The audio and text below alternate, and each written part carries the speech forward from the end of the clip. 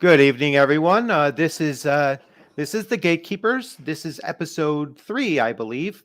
And as you can see by the ticker tape, our topic of tonight is house rules versus homebrews versus common practice. So I am DM Bloodworth. DM Dave will be joining us in a moment, and we have Bruce Lombardo here as well. And we are prepared to start unlocking this as soon as DM Dave gets back, or GM Dave gets back. And as soon as that occurs, we will start with the round robin thoughts about our topic of tonight: house rules versus homebrews versus common practice. So while we're waiting for Dave to get back, he didn't realize that, and I should have warned him. I almost missed it too. At the timer was going for us to go live, and I was like, okay, we need to start on time. So I have a very specific definition for each of these three things: house rules, homebrews, and common practices. But I want to hold off on those to allow the other DMs and GMs that are joining me tonight to express their thoughts on it first. So Bruce, do you want to take on and tackle the very first one? So I'm going to put up the question. We have our banner scrolling on the bottom, and we are going to put up the first question. What are your definitions and thoughts about house rules? Before I get into that, real quick, I want to say thank you for having me on. Thank you to Max for going with me on this idea. And hello, Max. We see you in the commentary there, the Legion of Myth. Thank you, sir. And your dedication is amazing for being in a business call. Also, chat, we appreciate you. We will get to some of the things you typed before the show began here shortly. Now back to you, Dean Bloodworth. You have a question for me. What are your definitions and thoughts about house rules and homebrew versus common practice? The main thing that I get out of that, and I try to break things down into a simplified manner to where I can just press play and roll with it as quickly as possible, because the more I antagonize about something without player input, the worse my game gets. And I can get a good idea of house rules and homebrews by just revisiting memories of second edition, because back in 91, when I first started playing the game, we had the core rule books.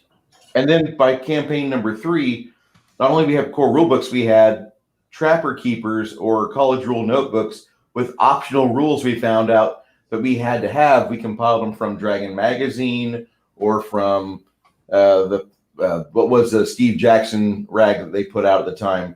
But there were other gamer magazines that had really good ideas, and you would stuff them in your game. We ran a basic rule encyclopedia game, and there was very little rules in that. There's very little rules in it. I mean, it's a very nice rule book. It's got a lot of stuff in it, but to run a game and to have people interact and roll die, you don't need a lot. And so we borrowed subsystems we would like out of other games and make it canon for our table. The house rules that we found out that were in our basic game were optional rules in other standardized games. And it was interesting to see that over time, you would see things like the hit points, for example. First level hit points, you get max. Back in the day, they expect you to roll. Well, I'm sorry, Bob the fighter, you only rolled a 2 on your D8.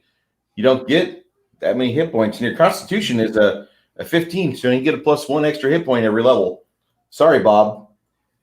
So you would see these things happen over time, where now in 3rd Ed or Pathfinder, actually, Bob now gets his full D10. He gets his full 10 hit points plus his con modifier. And the modifiers for the ability scores are rapidly changed, greatly changed from the old 1st edition AD&D. Now, really, they're not too different from the 2nd edition or the basic rules cyclopedia, because back in the day, if you had like a 13 to 15, you get like a +2. If you had a 16 to 17 or +1 for 13 to 15, if you had a 16 to 17, you get a +2. If you had an 18, you got a +3 in something for strength, I believe. If I remember right, that's how it was. I'm trying to draw back on memory. Haven't looked at the rule encyclopedia, but they had a real good way that the ability scores were written out. And AD&D got away from that back in the 90s. They said, no, you're giving too many bonuses out. Stop that. You're gonna spoil these players. And I like that. I like Gary Gygax and Dave Arneson smacking the hand of these GMs that are getting beat up by their players, in back alleys of game stores. Like, you're going to give me all the bonuses. I want to beat up all the kobolds. And you have the core rulebook for first edition and second edition D&D saying you don't really get a bonus to damage until you have a 17 strength. You're not that cool. You have to have a 17 strength. And then as time went on, the editions wore on, things kind of wavered, and the people that said, I want bonuses. Okay, fine, you have a 17 of strength, you now get a +3.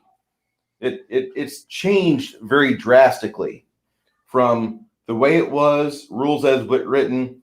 Then they had a period of time of variances between all the editions. And now 3rd ed through 5th ed, there's your ability score bonus. It's crazy.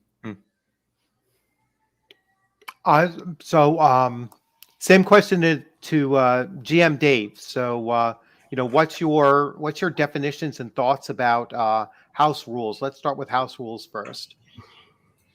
If you're changing anything from the baseline rules, that's a house rule, period. Even if it's another option in the book. Good example of one that I'm using in a 5e game that I'm playing and with some of my friends, proficiency dice. Using that instead of the actual static +2, +3, +4, +5, +6, whatever proficiencies. It's an option in the book. It's in the player's handbook, or maybe it's the GM's guide, one of the two on some page or another. But yeah, it's not a baseline rule, so it's house rule. You changed it. If you're changing something for the game, no matter what it is, specifically to run it your way at your table, congratulations, you're house ruling. Yeah. Yeah. It's go ahead. Yeah, Aaron just brings up a good point. Yes, feats and multiclassing in 5th edition are technically house rules. That's not the standard way that 5e tells you to play. It doesn't tell you to multiclass or use feats. Technically speaking, that's a house rule in 5th edition, but nobody thinks of it like that because 3rd edition and Pathfinder made that such a standard for D&D. So a lot of people will just play with it and not even think of it that way, but technically speaking, yeah, it's a house rule. But I mean, that's pretty much my thoughts on it. So yeah, if you're altering the game in any way, be it systems that you're opting to bring in or systems that you're not using, yeah, you're house ruling the game. And I don't think even in situations where you have people doing the rules as written thing, I don't think I've ever seen a situation where a group has actually legitimately done full rules as written, even in an official play setting. Something always gets altered. Something always gets changed on the fly because things happen. Yeah. Yeah. I'm very similar. I mean, with just like one slight distinction, which is where I come in with homebrews. A house rule to me is when you're opening up the core rule book, and if you see, let's say, 5 optional rules, well, I'm only going to use 3 of these. That's a house rule. All right. It is still rules as written. It still falls within that category because the rules are there. They're written in the book. And it says optional. So if I choose to use it, it's a house rule. If I choose not to use it, it's a house rule. All right. That to me is house rules, and it still falls within rules as written. Now, when you're introducing a new system, a new character class, a new series of spells or whatever, anytime that you're altering the game system itself, now you start crossing over into the homebrew space. All right. Now, homebrews again, they're fun. They're potentially necessary for your particular campaign, but there's a danger zone about homebrews that you don't have with house rules. All right. House rules are cooked into the books. They're meant for you to choose whether or not you're going to use them. They are not going to alter the game significantly from the design intent of the game system.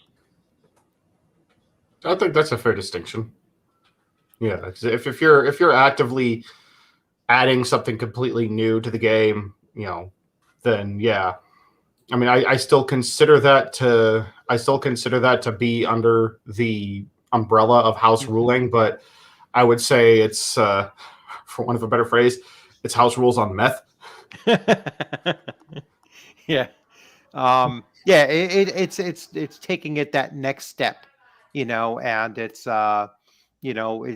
crossing over into kind of that, in between zone maybe, and that's why I brought up that other common practice.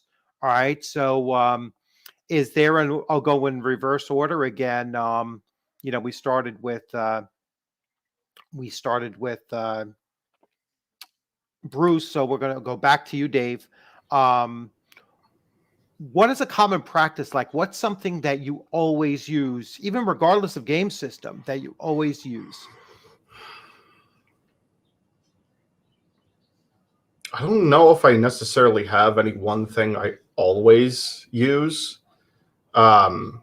Because for me, it really depends on specifically what I'm trying to do with either the system I'm playing, or more often than not, the one shot or campaign I'm specifically trying to run, how I'm going to alter things. Probably the thing that comes the closest is, generally speaking, in most systems, mainly if they overcomplicate it, they bog it down with a lot of math. I'm not gonna have anybody keep active track of inventory space unless, I mean, I'll obviously be checking their character sheets and making sure that things aren't going too crazy, but I'm pretty lax about that kind of thing. I'm not going to make them track all their weights, track exactly where every single item is stowed unless there's a really specific need for it. Because generally speaking, that kind of busy work, that's really more what it feels like, busy work, as opposed to actually playing the game, at least to me. So I tend not to mess around with that too much. I mean, that's really the only one I can think of that I kind of universally do. Because the other one would just be more of, it's not so much a specific house rule, but it's a specific caveat that I put in every single game I play. And it's that if the players want to have something especially deadly, like if they want deadlier criticals, if they want higher damage totals for their weapons or something like that, I will tell them, you got it. And so do your enemies. So you better be okay with that.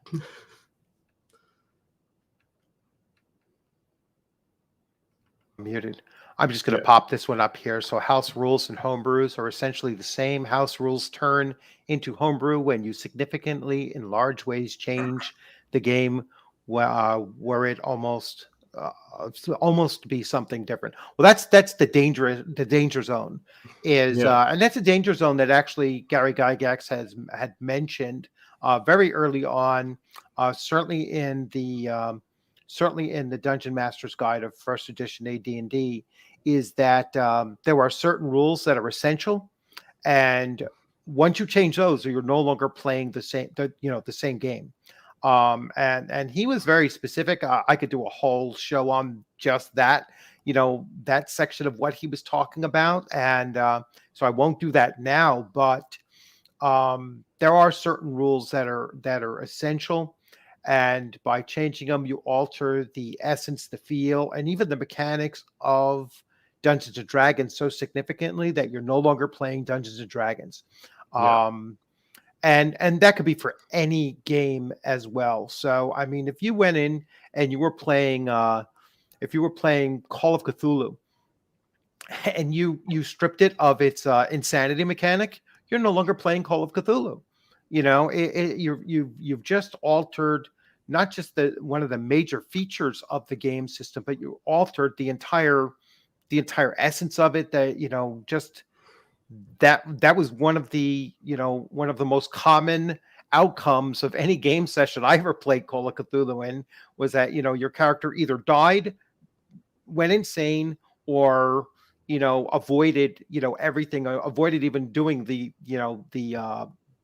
mission, or whatever you wanted to call it, the investigation, whatever it was. So it was like, there were three outcomes in that. There was very few, often times, it would be very rare, I should say, for you to actually succeed in Call of Cthulhu. There was, success was keeping your mind, and surviving. There was never defeating your enemy. It was, that's how the books read too. It was like you weren't going to win in Call of Cthulhu. Survival was winning. So yeah, I agree that once you alter a rule so much that it alters the game, then that's the danger zone that homebrews bring. Yeah. Okay, so I'm going to move on to our next question. So I will take down what are our thoughts, and what are our definitions, and we kind of discussed this already. So which ones do we use and which ones do we not use? Let me ask Bruce. So Bruce, what's a common practice that you have in your games?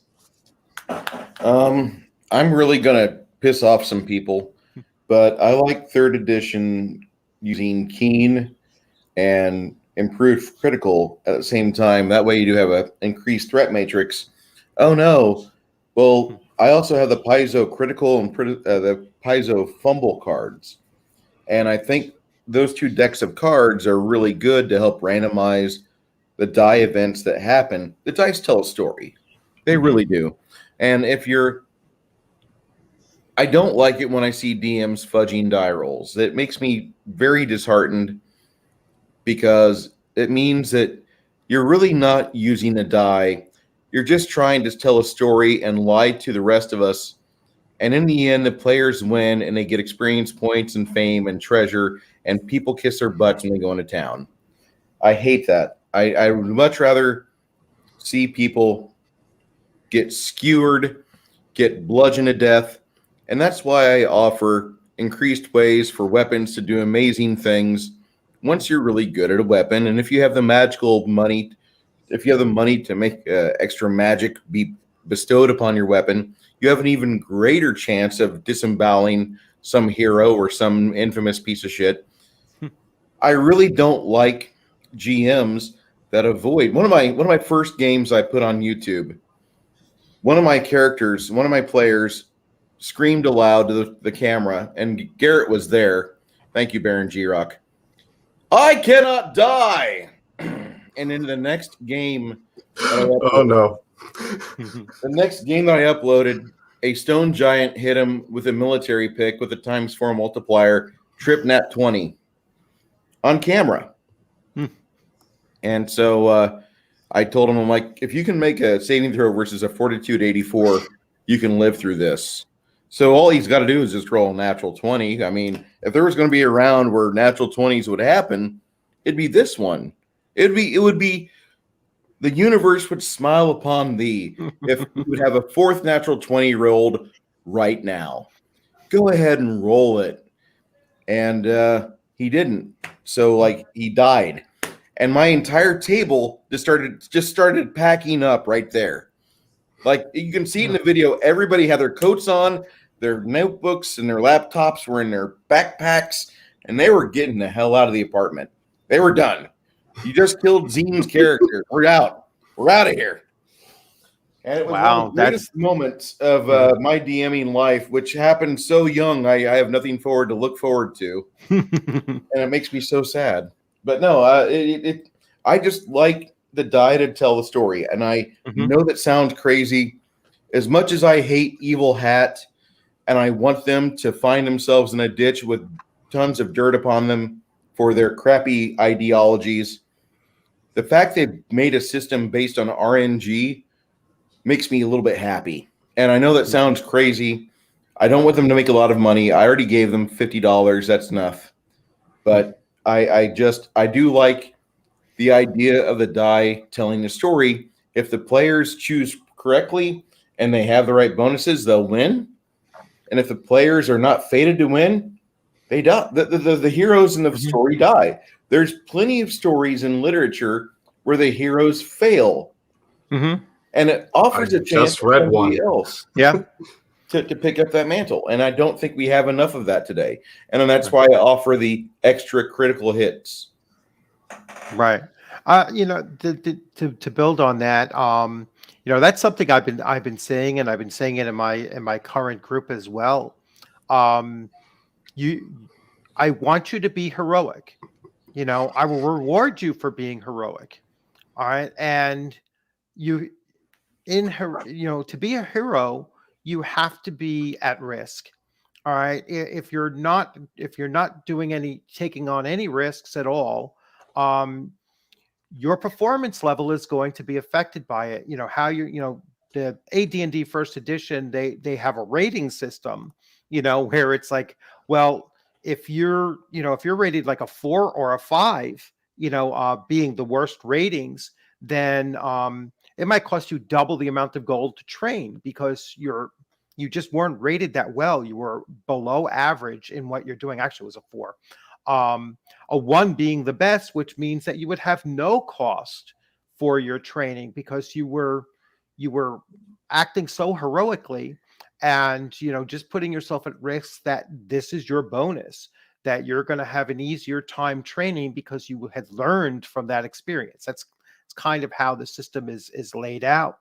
And it's not a terrible thing for a player character to get killed in your game, provided that you use that circumstance to for the rest of the party to grow and to understand it, and for that player to lose a character. I know it's a disappointing thing. It's not a devastating thing. It's a disappointing thing. All right, so your character just died.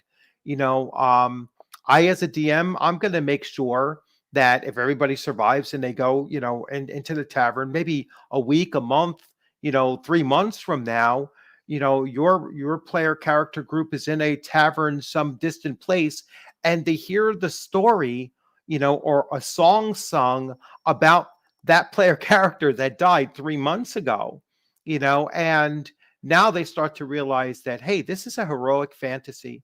And even though my character died, the sacrifice wasn't in vain. It was it was something that was a story to be told.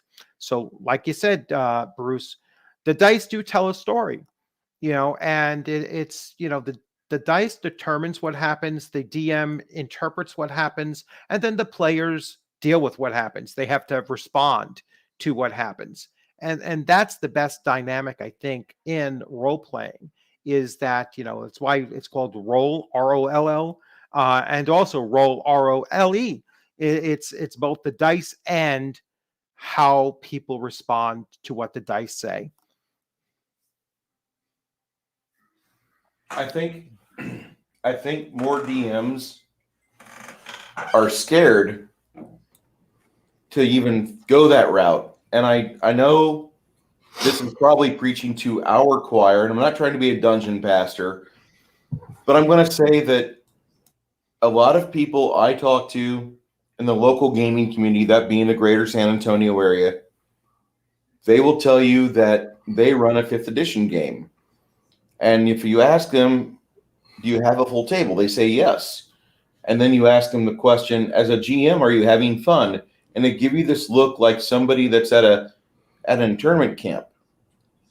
And they don't have fun. They have to put up with a bunch of rules that they don't like and a narrative from a company that doesn't really agree with them. And there's more people that are too scared to lose their tables and stand up and be like, listen, I want actual gamers that are willing to be a gamer with a commitment, and they're willing to be on time, They're willing to do things right as gamers, but instead I have to run a superhero game for people that want to wear cosplay, fantasy, Renaissance party clothes. Too many of them are scared, and they just are like they're telling you, I had to fudge the dice last week, and I'm seeing in the chat people are not afraid to fudge your dice. That's good. Preach that to other GMs. It's okay to have heroic sacrifices. It's okay to have a good narrative in your game over every time the players win. Because I'm just going to bring back something that many of us probably remember in syndication, Battlestar Galactica. It was really cool in 1978 when it came out, and it had all the great special effects, had good music, but it didn't last.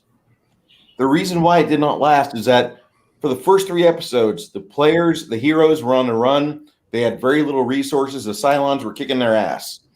And then the flups, and I hate to say this, I don't want to say boomers because it wasn't all them, but there were too many people that thought television should not have unhappy endings, and they demanded that Glenn Larson make a happy, everybody lives in the end Battlestar Galactica. And so they made it like that. The first 3 episodes were gold, but as it went on, it did what they always do, and they get canceled. It's okay, because that show sucked. We can have tables that dissolve because you don't have good player cohesion, or some players are just toxic to your table. Let things play out. Let the dice fall as they may. If you and your players get along, you might not get along with all the people at the table, but it's okay for you to be critical of a player's reaction when you hand him damage, or worse yet, a fatal blow for his hero.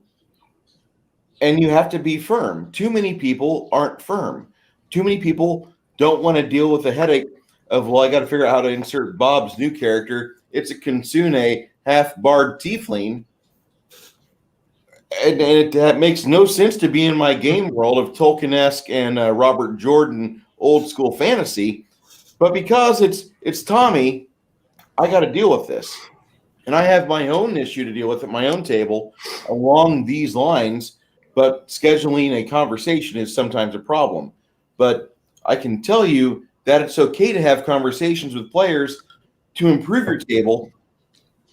Even if you're friends, you have to tell them, listen, our friendship's getting in the way of the game because you look to me like I'm not supposed to hurt your character. You're always supposed to save the day. No, Tom, you're half tiefling, bard, kitsune, whatever, just took a 3,600 point critical hit from an orbiting what's it, and I think your character's dead. The dice have decreed this.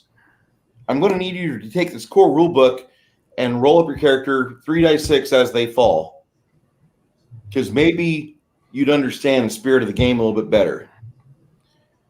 And it's all right to stand your ground. If you lose that person as a player, they don't hate you. They're hating the fact that they're not being able to role play out a fantasy that really should be played internally for themselves at their own leisure, because they were being too selfish for the other 4 or 6 other players at the table.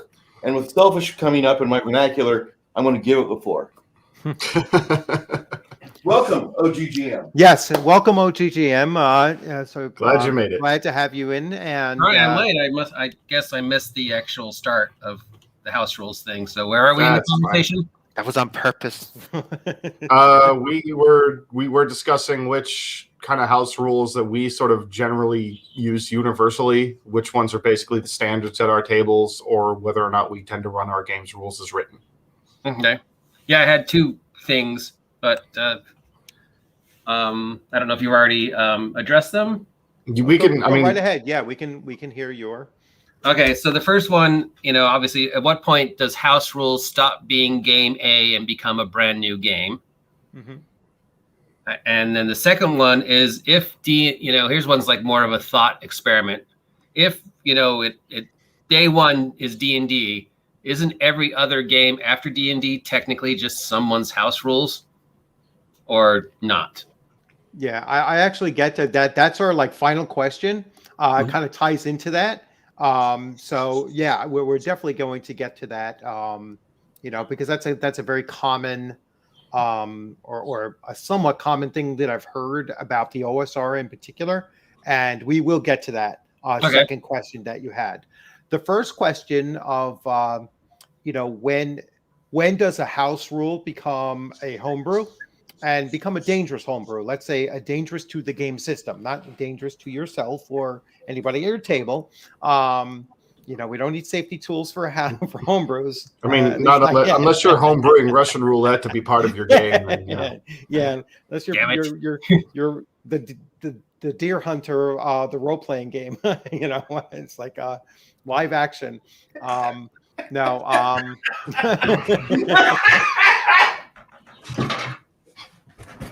So boys, we're homebrewing this shit.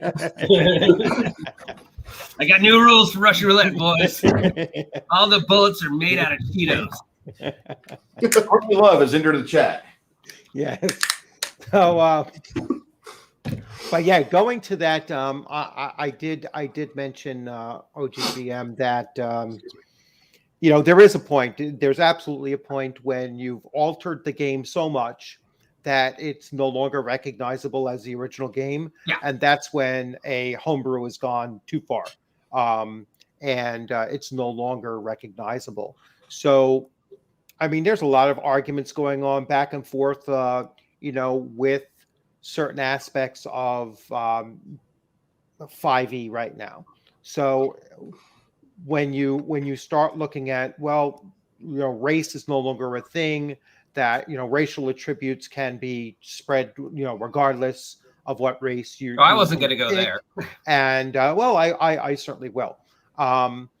Tasha's does move homebrew, all right, to that point where it's no longer Dungeons and Dragons, because you've now moved it to where, and if they move it from Tasha's to core rule books, then it's no longer Dungeons and Dragons, because now you've taken one of the essential systems that Gary Gygax spoke about, was that that your choice of race and class had meaning, and that that demi-human races were going to have class limits, and they were going to have certain benefits, and it was all meant to be a balance of making that selection, so that everybody wasn't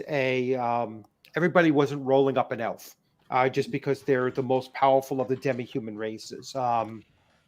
And if you look at them, you could see that.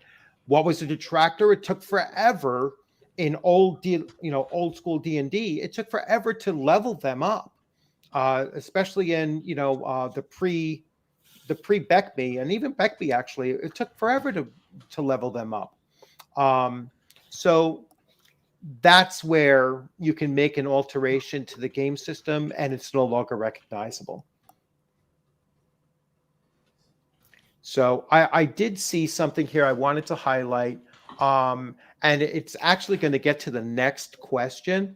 So there's both a point and then a counterpoint. So I'm going to highlight the first one, the point, and here we go.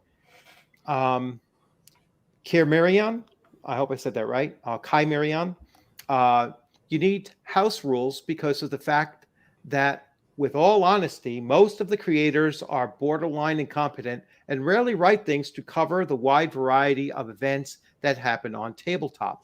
Now, to be fair, you can't have 900-page core rulebooks, unless you're writing Fatal. And then you run into the problem of Fatal, where there's a little bit too much of nonsense mixed in with, too much of game rules as well. So yeah, they cannot possibly have so much written in there that you cover it, and that's one of the criticisms actually of 5e. If you listen to an interview that we had with RPG Bundant, was that 5e was kind of designed, or it moved beyond the point where they felt that, well, if you codify it into the core rule books, then there is no real player choice anymore. It's in the rules. It's right here. You got to follow it because it says it, and that's where you could have too many rules within the rule book, that it makes it, it kind of counters that. So there's, I don't think it's so much of an incompetence, but yeah, it's not incompetence. There's no possible way. Yeah, there's no possible way to do it. I mean, there might have been some like really bizarre rules, that were in there that were unnecessary rules, and they should have never been put in. All right, and that's the reason for homebrews, or the reason for house rules, and that's where we get to this next, which is kind of a counterpoint to that, I believe, and then I'll get to our third question, which ties it all in. So here, I think people should always play a system raw at first, especially with a new group, and the house rule homebrews to fix the problems that come up. Don't house rule because it's a don't house rule because it's a problem. Before it's a problem. Oh, before it's a problem. Sorry. Don't house rule before it's a problem. Yeah, and I mean that's the partial of that counter is that you start off with raw. You learn the system first, and then you'll tweak it later. And that's kind of that where I'm looking at it, or was thinking about this with the third question for the day. So let me bring that up. Actually, let me go here. Sorry about this. It's the first time. So not a problem.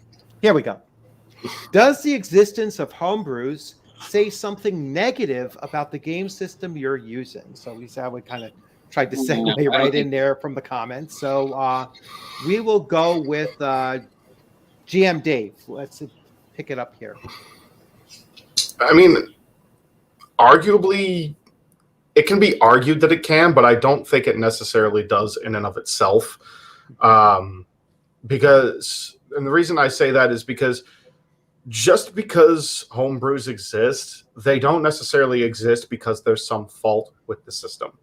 A lot of times, at least in my own experience and with the people that I've played with over the years, homebrews end up existing because there's something specific that whoever's putting together the homebrew wants to do that the system doesn't have available to it. So they're trying to put something in that the system doesn't have because it wasn't necessarily meant to have it, or it wasn't something that was considered at the time. Now, if all the homebrews you're doing are to fix problems that are coming up in the system, yeah, then that would certainly speak ill about the system. But in and of itself, I don't think it does. Okay, and now we'll go to Bruce this time.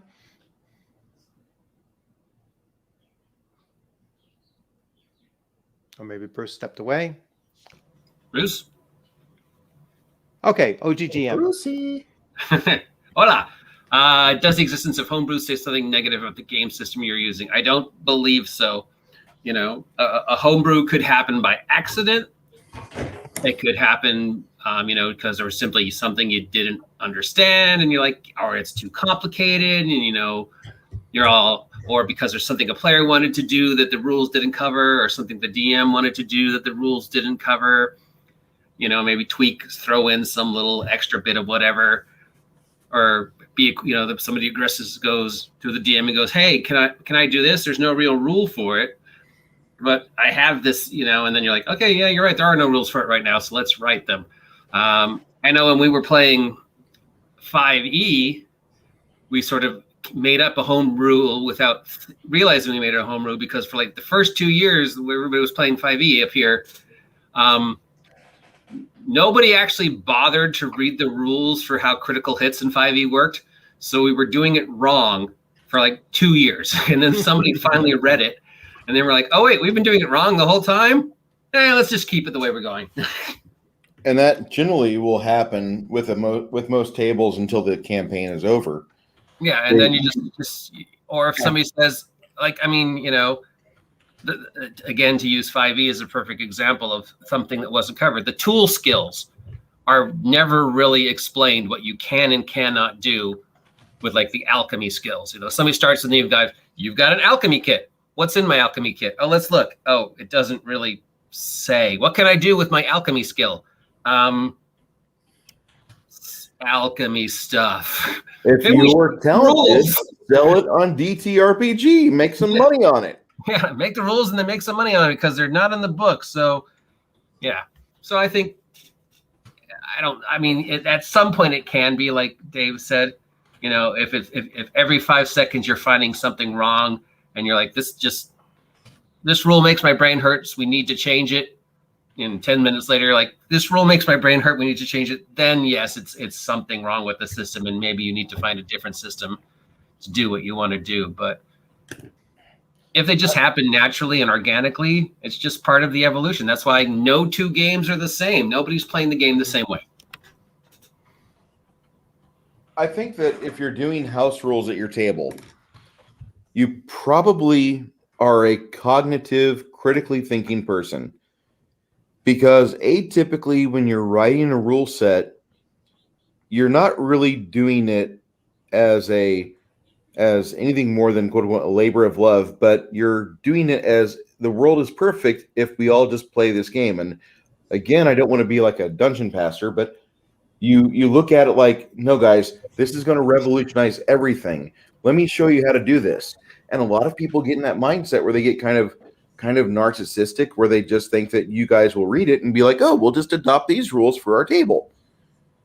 And a lot of us others that pick up these rule sets, we look at them, that's got a few nice things, about 20 pages and 500 I might use for my own table, because all of us are that same person at a typewriter or a word processor or now MS Word or Apache Writer.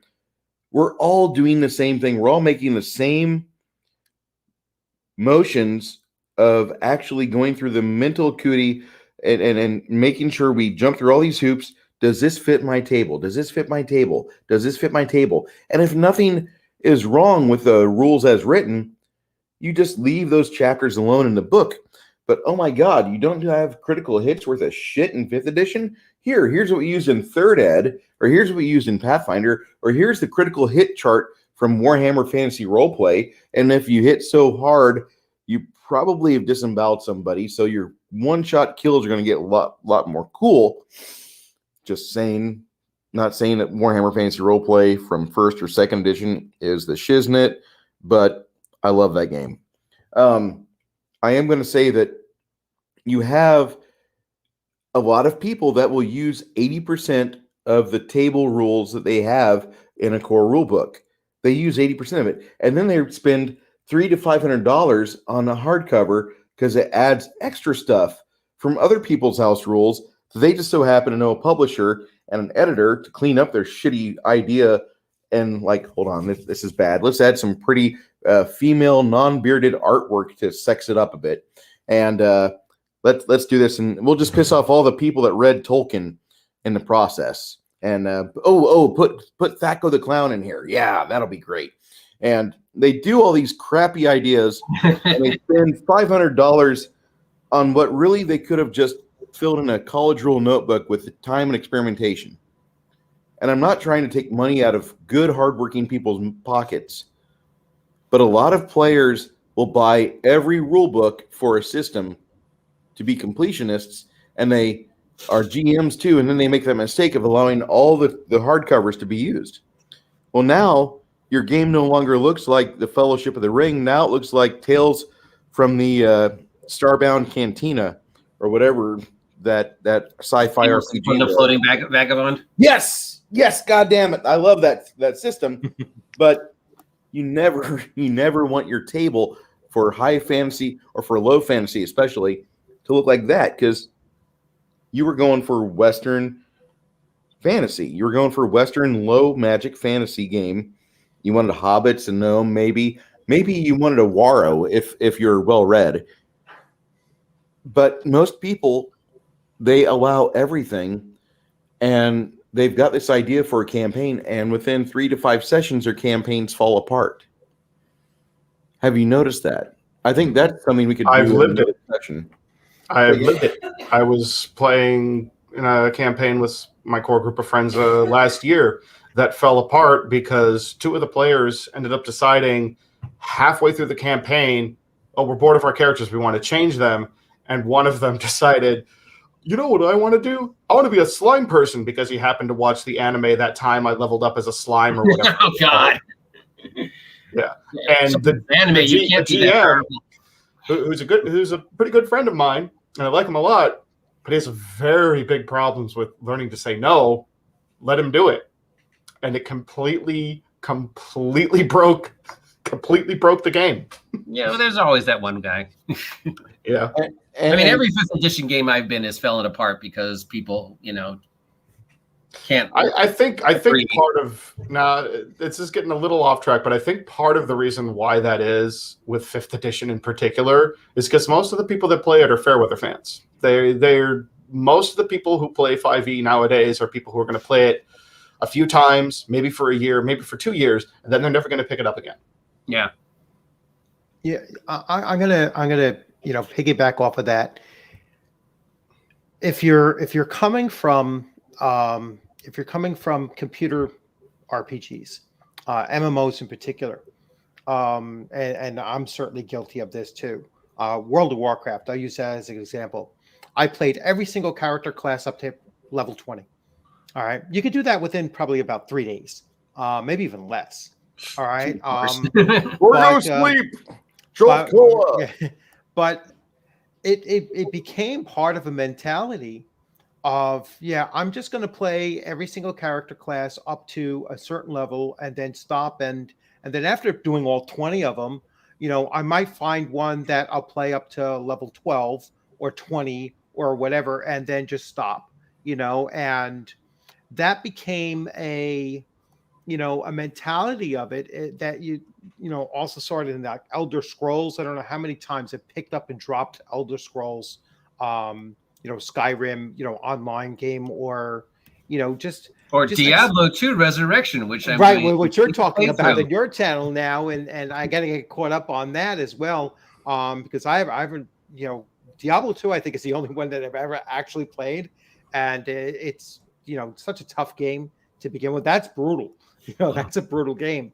But I think that's part of the mentality of modern players, let's say, is I'm just gonna, like a sampler. It's like I'm just gonna play, until I get bored with this character. I have, after 6 weeks, and it was Wizards of the Coast made that comment in an article where I guess they did polling or a survey or whatever, and the typical 5th edition campaign only lasts 6 weeks, but they never dug into why is that. They just use that as the logic for why they're changing things. So but it's like that's a major problem, I think, and it's probably not just their system. I think it's probably a modern system that you see in other games as well.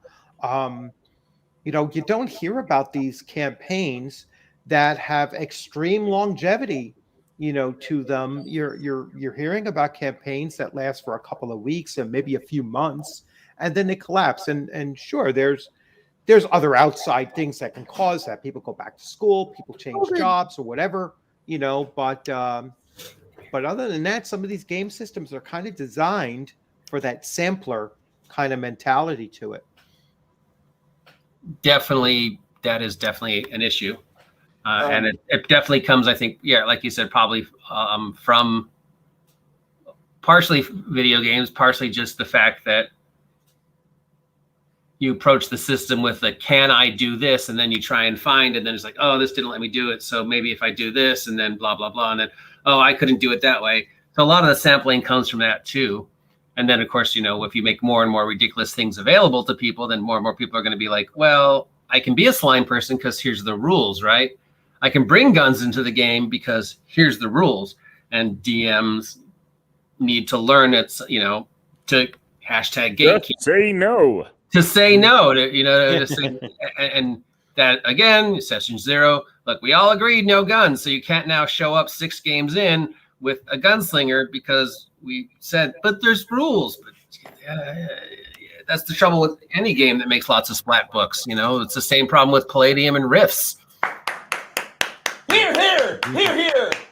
The minute you make lots of splat books, you open up the door. Or GURPS, Vampire Horse. Even though technically you can't do it, you can. I didn't mean to be too loud. I have a lot of reverb in this room, and I don't mean to cause that. But No.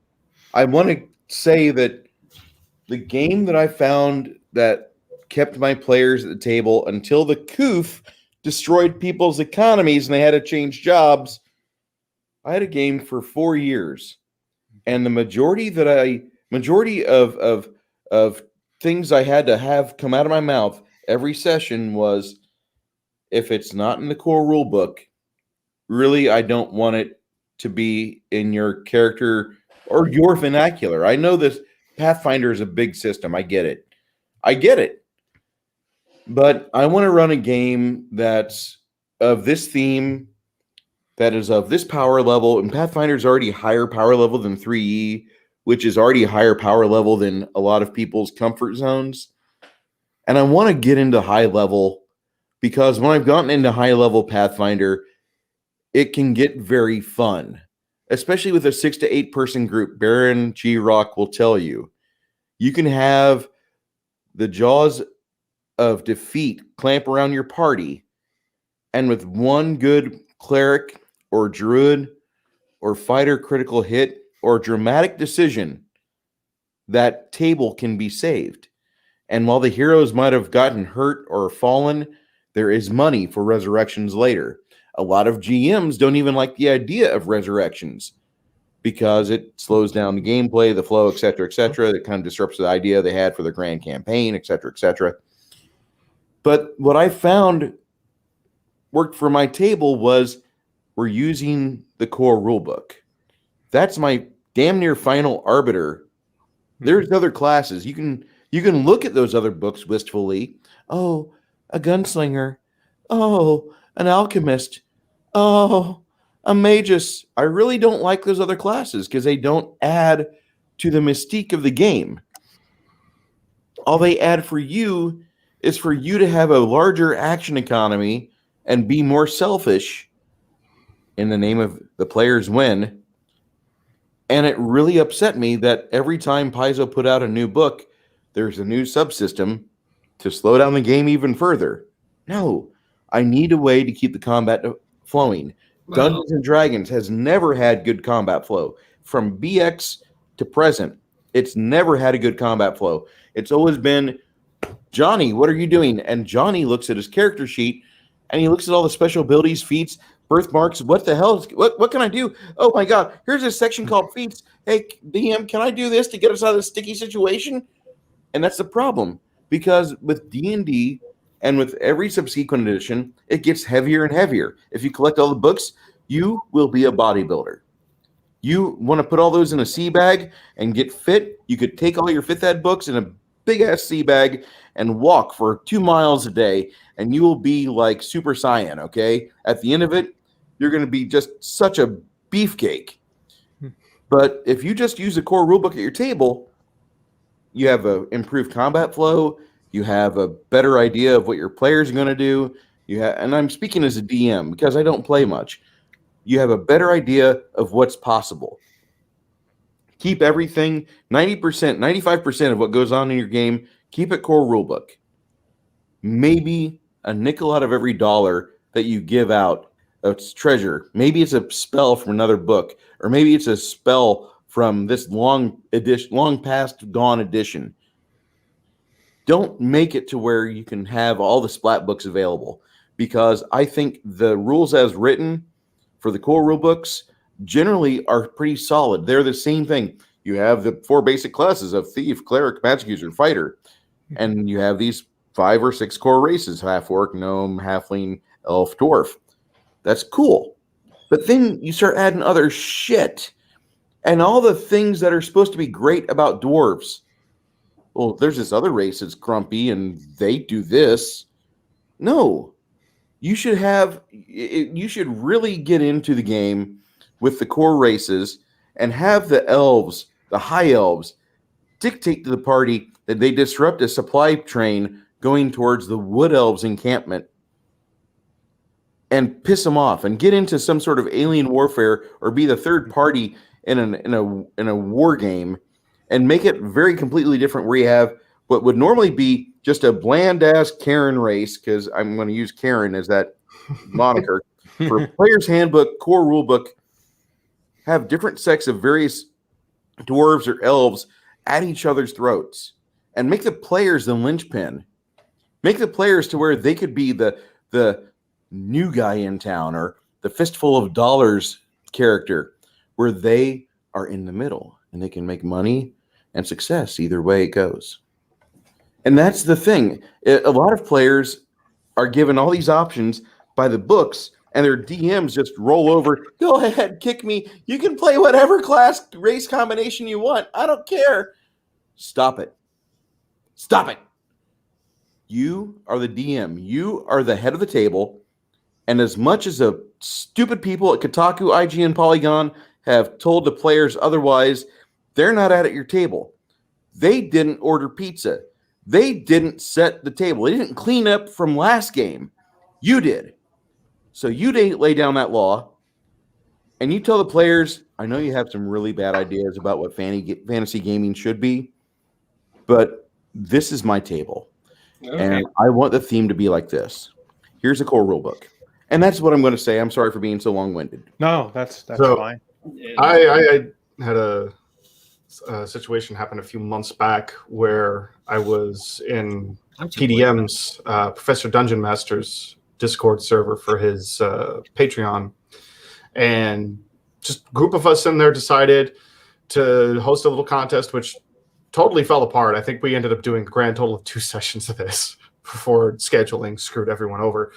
But we were basically challenged ourselves as GMs to using his homebrew system, or his homebrew hack of 5e Deathbringer, to run, to create and run modules. The idea was supposed to be we were to create modules, and then other people would run the modules we made to see how well we could, present the information. But it never worked out that way. Everyone just ran their own.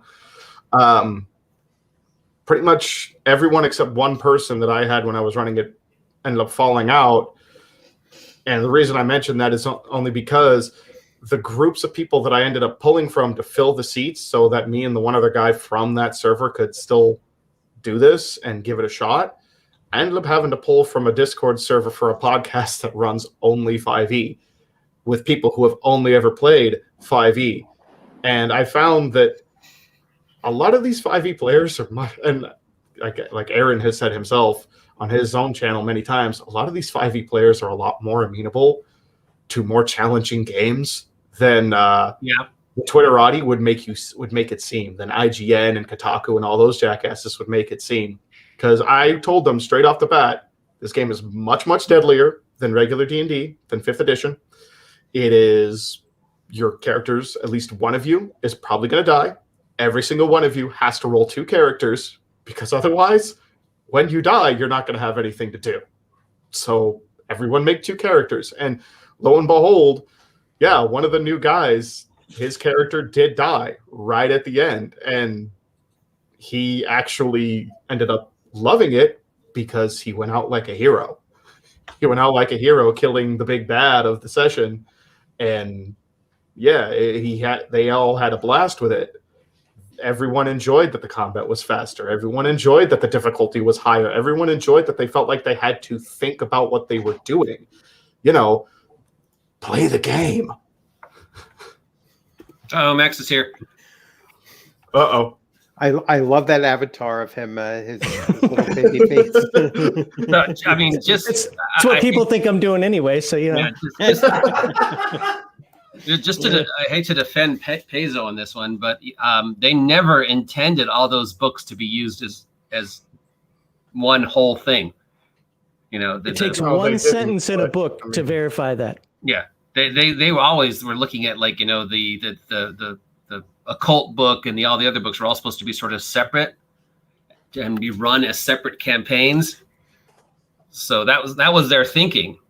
is they were trying to almost go sort of the GURPS way. They were sort of trying to make a sort of a generic, let's cover as many genres as we can in this world, but each one is separate and they're not meant to be run together. Unfortunately, since they never made that clear as they should have.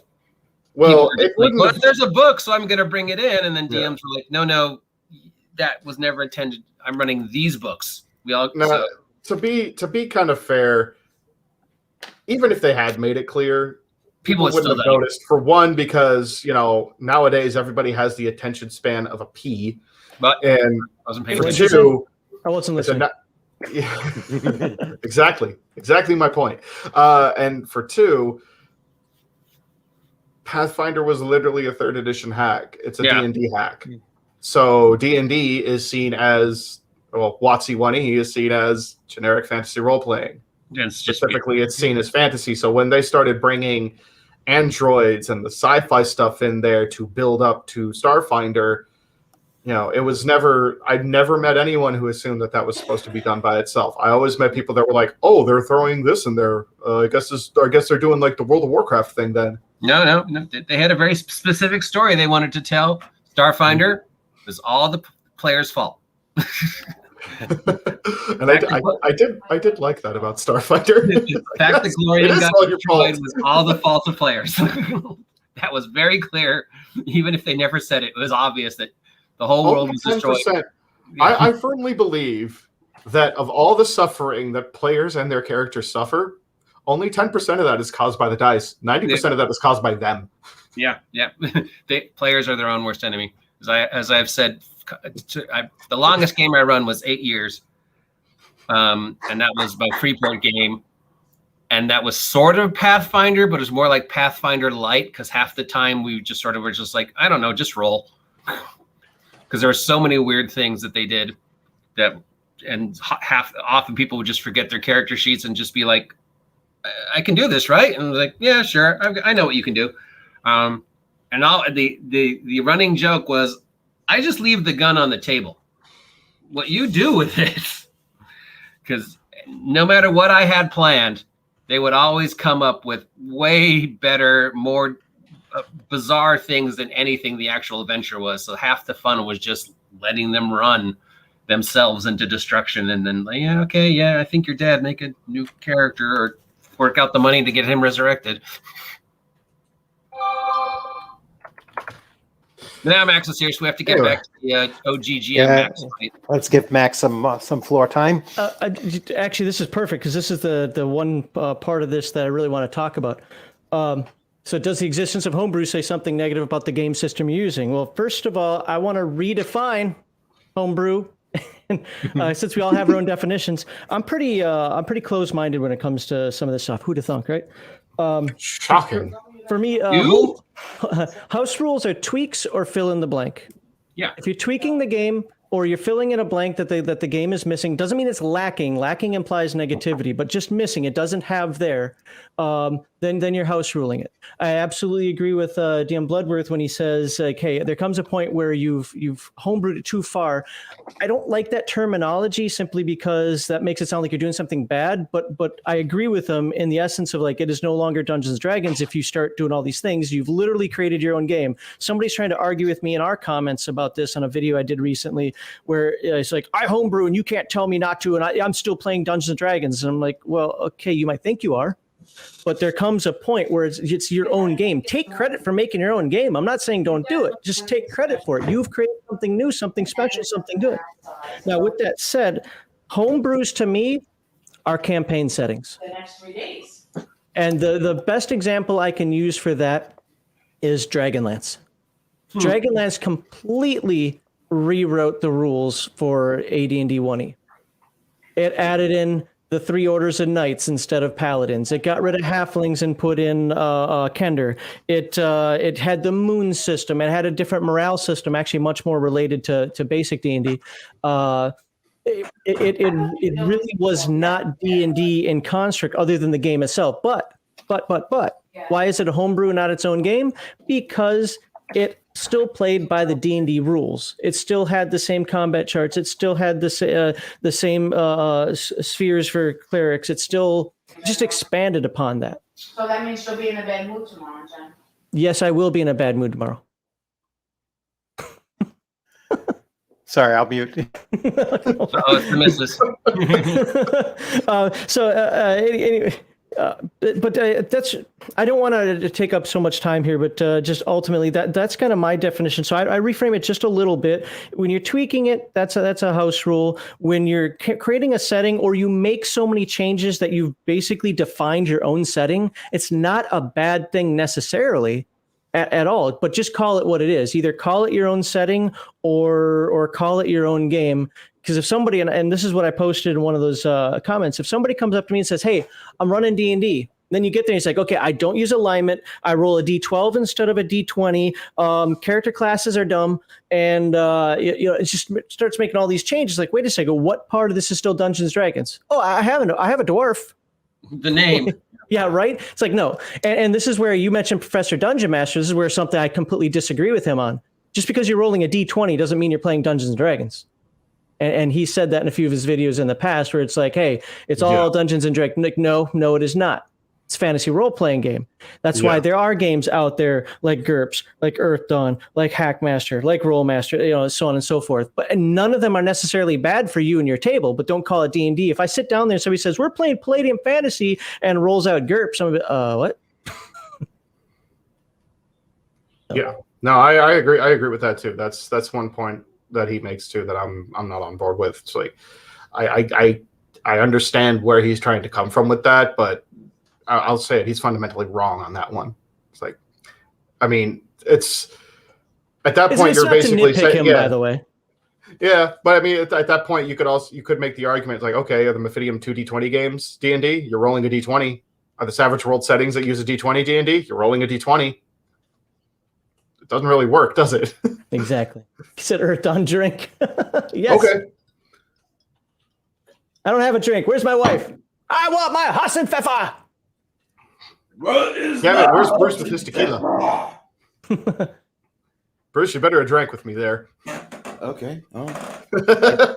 I just finished my margarita. Hold on. I have a honey blessed flight beer here in a Margaritas? Wait, what?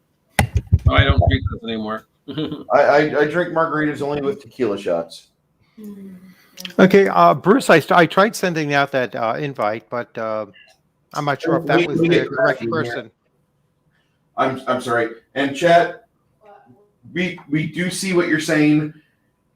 I want to talk about what's the argument going on in chat, or the discussions in chat, because a lot of that is very important. Yes. All right, so which one? Which one? There's so many. Yeah, because I was going to pick up on one from a while ago, which actually went into White Craft. Which one? Web Warrior. Yes. Let's see, which one was he talking about? The D100 system? This one? Before that, I believe. Oh, hold on, Web Warrior. We're getting to your comment. Let's see. If you see something you really like in the chat. Oh yeah, no, I've been sitting on one for a while. Web Warrior. Hey, if you want to guarantee that chat gets up on the stream, you give DM Bloodworth a super chat. You super chat him. Let's see, I won't see the money. You don't have to worry about it going to me. It's going straight to him. Yeah, so that's not the one that we were waiting for. So Web Warrior, let's see. Do you remember what he was bringing up? We could still talk about it even if I can't find it. Well, no, I mean, okay, somebody needs to ban Timothy Shanks. Go fuck yourself. Dragonlance clerical spheres suck. No, they didn't. They're awesome. Let me see. I don't know about the non-weapon proficiencies because I didn't play with them when I played first edition. Now, second edition, it was 2E. It says, okay, I take that back. I now apologize to Timothy Shanks because I thought you were talking about the 1E one. No. The 2E, the 2E version was garbage all around. Even though I'm a 2E player, it's the 1E version that I played of Dragonlance. Web Warrior seems very excited to not give you money, Max. Well, yeah, that's the right response. Exactly. It's like, as long as it's not going to max, we're willing to dump money everywhere. If it's going to max, screw that. Well, that is the right response. I support that. So there was something that Timothy Shanks brought up quite a while ago that tied into our third question. So let me bring up that third question, and he'll remember, that he made this comment. So let's bring it up. Is the OSR simply a product of DMs publishing their homebrew rules? So that kind of ties into something that he had mentioned earlier on, that that's what really the OSR, at least in some people's views, has devolved into, is just a number of just rehacks and just reproducing the same D&D BX over and over and over again. Yeah. And I push back on that that idea by saying that the OSR is not just Dungeons and Dragons, and I know Max is really excited about this, but this is an upcoming video of mine where I'm saying this is OSR. All right. This is an old school role-playing game. All right. And by my definition, it is. And so anytime that you are playing something that is considered old school and it is a role-playing game, that is OSR. And I think that what some of us OSR GMs or DMs or whatever you want to call it, because this wouldn't be a dungeon master running this. What are they called in this, Max? Game Master. Game Master. So Ninja Game Master of Teenage Mutant Ninja Turtles Palladium game system or publisher is, that they need to push the idea that, no, this is the OSR too, and, Cthulhu, Call of Cthulhu 3rd edition is OSR. So right? let me interrupt you, because some of the people who have been on our Discord who will come flat out and just start spurging on you over the fact that no, that's not OSR, because OSR means something. It means it must be the 6 stat system of Dungeons and Dragons. No, it doesn't. I'm sorry, you're right. It does. I'm sorry. No, right. but the point is that there are those purists. We've made a couple of videos on that as well. There are those purists out there who say it must meet these criteria. I am 100% indoctrinated into the DM Bloodworth definition of OSR, the 3 definitions. 100% agree with it completely. I'm waving that flag. But there are people out there that just go batshit crazy over like, oh, no. If it doesn't do the 6-block system, if it doesn't have 120-foot movement rates, if it doesn't have 10-foot squares, if it isn't doing all those old school, if it isn't a blue square map, it's got to be blue, then it can't be OSR. And I completely disagree with that, because I think that OSR is also a feel. It is also a type of ethos, for the lack of a better word, in how you play the game. It's not just recreating over, and I mean, not even recreating, reprinting over and over the old D20 system rules. Where's my OSR stuff? Yeah, there's a specific feel, there's a specific tone. I mean, there's a lot more that goes into the idea of what's considered old school than just D&D. D&D wasn't the only game that was around then. So what do you say to the people who spurg about that and just start going crazy? Say, no, that's not OSR. You don't know what you're talking about, because OSR is blah, blah, blah. And I don't know about you guys, but I actually get a bunch of comments like that. Everything from Discord to Twitter to not so much on YouTube itself, but some of the messaging services. But basically, no, you don't know what you're talking about. You've got to stop talking about this. What you said is OSR. It's not OSR, blah, blah, blah. It's like, whatever, dude. I don't care. Well, nobody owns the OSR, so nobody can define it. Right. So the OSR is not a place. Yeah. I think I'm in agreement. I think that you got the closest to it, Bloodworth, with your 3-point system. And even then, I don't care what these guys say. I don't give a shit what these guys say about, like, no, it has to have the 6-block system. Blah, blah, blah, blah, blah, like spurging out like Tasmanian devil over there. No. The OSR is nebulous. It has always been nebulous. and it's always going to be nebulous.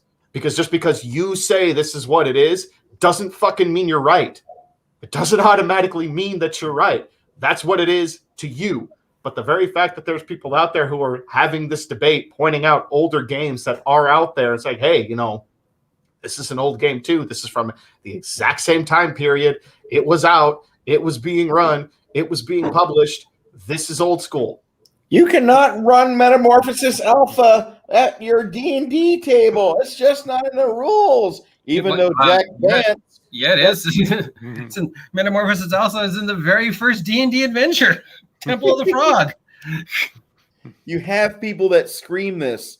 I heard it at a game store 4 months ago, and I about died of laughter. I'm like, what? Wait a second. Did you ever read Jack Vance? Do you know what happened? And at that point, the Frog, Expedition to the Barrier Peaks.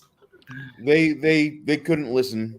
They wanted to scream at me about how Critical Role had a there you go.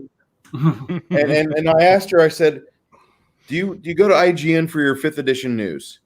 For your D&D, for your tabletop RPG information? Do you go to Kotaku or Polygon? Yes, they're bookmarked even on my phone. And at that point, I just walked away. There was nothing of reason I could say. And you can't use the blessed Church of Mercer as an example. Mercer had a gunslinger. That's not old school D&D. Well, there were arquebuses back in D&D. First and second ed. Yeah. Roll 10. Yeah. If you rolled that, what is it? If you rolled, was it a 6 on a D6 or something like that? Or maybe it was a 10 on a D10 and blew up in your hands. Blew up in your face, yeah. Oh God, the Expedition to the Barrier Peaks math. To figure out on those tables. Oh, it does hurt your brain. The reason I'm sorry for DM Bloodworth for cutting you up, but the reason I brought that up is because that's been something that I want to get not cured. You're never going to cure everybody. No. But that's something that I would like us here, the 5 of us that are here right now, even if we don't 100% agree on every single definition, but I think we all agree that OSR is bigger than just strength dex with it's more than just it's more than just D&D retro clones. Okay, so there you go. All the folks out forgot there. comeliness. Well, that was Oriental Adventures. The taboo 7th stat. The taboo 7th stat. Oriental Adventures. That's right. And that got quickly disappeared. I'm sorry, Eastern Asian Adventures. But now I lost my train of thought. Anyway, it's your show. You take it. I'm using comeliness in my AD&D First Edition campaign because I told them that we are using the First Edition hardback books with some modifications of the supplements, but we are using them, and so comeliness is something that I included. Awesome. So every one of my players. So that's a house rule. You've just identified a house rule. Well, yes, because it's a rule as written, but it's optional, and I'm using it. Was weapon speed first? I don't remember weapon speed in first edition, but I didn't play enough. But is it okay? I definitely know it's in second edition. But I don't use it because primarily because Gary Gygax said that it was a flawed system. He should have never put it in. So I disagree with Gary on that one. I love weapon speed as long as it's used with speed factor for spells or casting time. Mm-hmm. That's the only point of it. Otherwise, just roll initiative because I like the idea that a quick spell or low-level spell goes off faster than a high-level spell. It just makes sense to me. Yeah, it'd be less complicated. Right. I mean, you could really get into the weeds with that if you start looking at but I guess that's cooked into the segments that it takes to cast them. If you have multiple different, like you have multiple spell components, does that? I've never actually compared to look to see if you have a verbal, a material, and let's say a semantic. Does that take longer to cast than something that just has a verbal and a material? I just went with whatever the segments. If it said casting time is 4, but again, I like that because then a wizard has still a reason to use that magic missile spell even at high levels because it only has a casting time I think of 1 because it's a first level spell. It might be a 2 or 3. It's like an instant shot. Just as a quick note and a quick reminder, we do have someone in the green room waiting arrival. Oh. Sorry. It's Matt Kraft. Yes. What is going on, you guys? Hey, Hey, Matt. Craft, how are you? Good. Let's class this place up, huh? Yeah, with radio voices, let's the place up. Do you want me to Please leave? do. I'm only dragging it down. We did that one person ago. Wow. So confident. I love it. There's no self-love here. Absolutely not. So do you have Why to do you think remove I'm a not couple of showing ribs to get myself? there first? So, Matt, what do you have to bring to the table? Well, first let's talk about OSR and what OSR really means. Because honestly, in the 90s, I did not play a whole lot of Dungeons and Dragons. What I was playing was Robotech. I was playing a lot of Riffs. I was also playing Star Wars, the West End games, Star Wars. And that, maybe some Paranoia, but not a whole lot. But that to me was my high school years. And so that to me will always be what OSR is. Mhm. I understand where they're coming from when you have OSR meaning old school revival. Revival means that you're bringing back a certain type of game. Okay. And by that I mean reviving an old game, OSE, even putting out like new material. I think maybe 10 years ago they combined West End Games First Edition and Second Edition into a huge tome that you could download and print out on Lulu if you wanted to. So that to me is also OSR as far as old school revival. Then you have old school retro. That's also OSR. And old school retro is your Osrics. It is your OSEs. It is your retro clones. Then you have OS Renaissance. So old school Renaissance. Old school Renaissance would be your Forbidden Lands. Games that really have nothing to do with the old school. They're not trying to copy an old school game. They're not trying to revive an old school game, but it definitely has an old school feel. And so you have old school Renaissance. Those are the three OSRs, and they're all OSR. Yeah, definitely agree. Yes. I talked about this, I think, earlier this week, and that part of the problems is there's sort of this idea that there was like a magic date where everybody was playing one way, and then this magic Mason-Dixon line happened, and then like everybody started playing a different way. And so all the people who played before this date are stuck in the OSR, and all the people who played after this magic date aren't. Well, there's some kind of truth to that, though. I mean, there is a big difference between the original, and again, everybody's line in this varies. I understand some people only like basic, but you had basic D&D, first edition AD&D, and second edition AD&D, which were completely different games than third edition and beyond. I'll tell you right now, I don't care if you do or anybody else does. I personally do not consider 3E or 3E clones to be OSR. I don't care how old they are. It's the game style. Let me phrase it. OSR in the same vein as basic and first, second edition AD&D. It just doesn't feel old to me, so I can't grab onto it like that. Well, I'm going to throw a monkey wrench into that whole thing because when I was in high school, of course, you had the World of Darkness and you had the Vampire, and LARPs were becoming a big thing as far as not the D&D lightning bolt, but the Vampire, almost like I hate to say it, my first Vampire LARP experience was the Key and Peele sketch where the one dude shows up at and Sexy vampires. Sexy vampires, and everybody is like, dude, are you even a lesbian? I mean, come on, go get a room. I just turned because I wanted to see future cars. That was my experience, one and done there. But is that the Mason-Dixon line that you're talking about? Because Vampire players and World of Darkness players and Cult players, the Cult First Edition players, were very story-driven. And I know I just said a bad word, and Aaron's running for his mic right now. There's somebody spinning in their chair right now. Yeah. Mhm. that Well, that it's not me. My chair can't spin. well, I mean, I hate to say it, but in Vampire they were called storytellers. They weren't called Yeah. dungeon masters or game masters. Yeah. But so is that the Mason Dixon line? If that's so, that happened back in the 90s. Yeah. I don't know. I think it's obviously up to each individual's thing, and I think it's more of like become like a stubborn pride thing to some people than just the fact that just whatever way you play is the way you play. The way I play hasn't really changed in 30,000 years. So I mean, does that mean I'm still playing OSR, even if I play a game that came out last week? It's I don't know. It hurts my brain.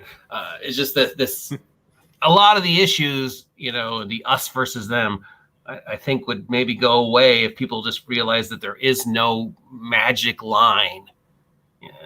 No, but people need their tribes. Let's be played a honest. certain way, but like he said, is Cyberpunk 2020 OSR? Is Marvel Superheroes OSR? It's a completely different game and a completely different style than D&D. So we can't use first edition D&D and the way we played that as the definition of we played this way. And that was the OSR. Because back in my day, we didn't even have dice. We had rocks and dinosaurs. Well, what do you think about this concept? From a bag. Back in my day, we took the finger bones from our foes and drilled holes in them, and that's how you determined what number it was. You had at least my fingers and holes. And back in my day, you had to be let in through the front door, and then when your character died, then you were banished from the game. Let me tell you the story about this rogue named Blackleaf. Oh, do tell. Blackleaf lives, man. Blackleaf lives. Yeah, the old chick track. Oh my So, God. I mean, 40 for Blackleaf.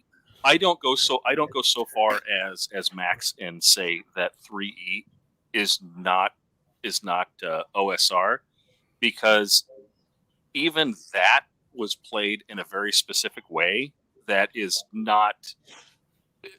we're not seeing today. I would say for me the line is right around 2015, 2016, really, when you had this invasion of new players that were basically drama geeks. Okay. Coming from, I think the World of Warcraft invasion is probably going to change. Correct. And so, but then even that ended up in two camps of it. Dungeons and Dragons is either a story game or it's got to be played with a video game and min-maxed. Either Well, that's a fourth story game edition or a power game. That's fourth edition then. Mhm. And that's a difference, I think, between fourth edition and fourth edition was kind of an in between game system that was purely meant to capitalize on the World of Warcraft craze. Definitely. All right. And so it's kind of on an island all of its own, because you can't see a connection between 3 and 4, and then really a connection as much between 4 and 5 either. So 4 is an island onto itself. So I got an anecdote. Again, take it with a grain of salt because it's an anecdote that sort of supports what Crafty's saying here. Because, I mean, it actually technically goes back a little bit further than that. You could see the vestiges of that starting around the time 4th edition came out. Because I distinctly remember one of the haunts that I used to crawl around online back in the day where it was all PHP forum posts and fancy tech like this didn't exist. Not that this is especially fancy. I remember running into a small group of very specific people who insisted that if you continued to play 3.5 or started playing this new Pathfinder thing over 4th edition, oh, you're only doing this because you hate fun. Oh, so word for word, that's what they would say. You play those because you hate fun. Not because I just happen to prefer that style of play over 4th edition, which I tried and really didn't care for because it doesn't do what I was looking for at the time. No, you hate fun. Oh my God, Same thing that we see nowadays. If you don't play 5th edition, according to the way the main camp says you have to play it. You hate fun. Why do you not want me to have fun? You're not honoring Gary's legacy if you don't play 5th edition. Oh, could we not go there? Sorry. Yeah. Okay, Sorry. so there's a Yeah. there's a comment here. 4E was not designed to emulate WoW. Well, that may not have been a direct thing, and I know people have come out and said, no, that we didn't intend that at all. We don't believe it happened. It did too good of a job to it. And one other caveat, some of you may not remember it, but I was an EverQuest player, not a WoW player, because WoW was a garbage game. But there was an EverQuest 3.0 edition. Yep. That kind of set the seeds. I thought it set the seeds for what became 4th edition. There was also a WoW 3. Yeah, well, yeah, there was a WoW 3.0. Yeah, I actually played that one. That was actually not bad either. And it was fun. OG will like this one. There was a Diablo 2 3.0. Oh God, that I remember that. Those are so hard to find. I had them and I sold them, and now I can't get them again. That was actually what before 3. That was the experiment that became 3. Because the rules in the Diablo one are what 3.0 became, but that actually technically was before. That was their experiment. Yeah, that was great. I love that one. Just the random item tables. Mm-hmm. I have Diablo 2, the 2.5 AD&D board game. Does that count? Yes, it does. Close enough.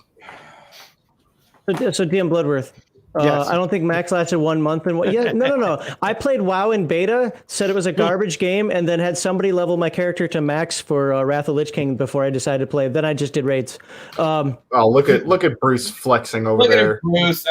Next he's going to pull out a copy of the Ardarin Grimoire and make me cry.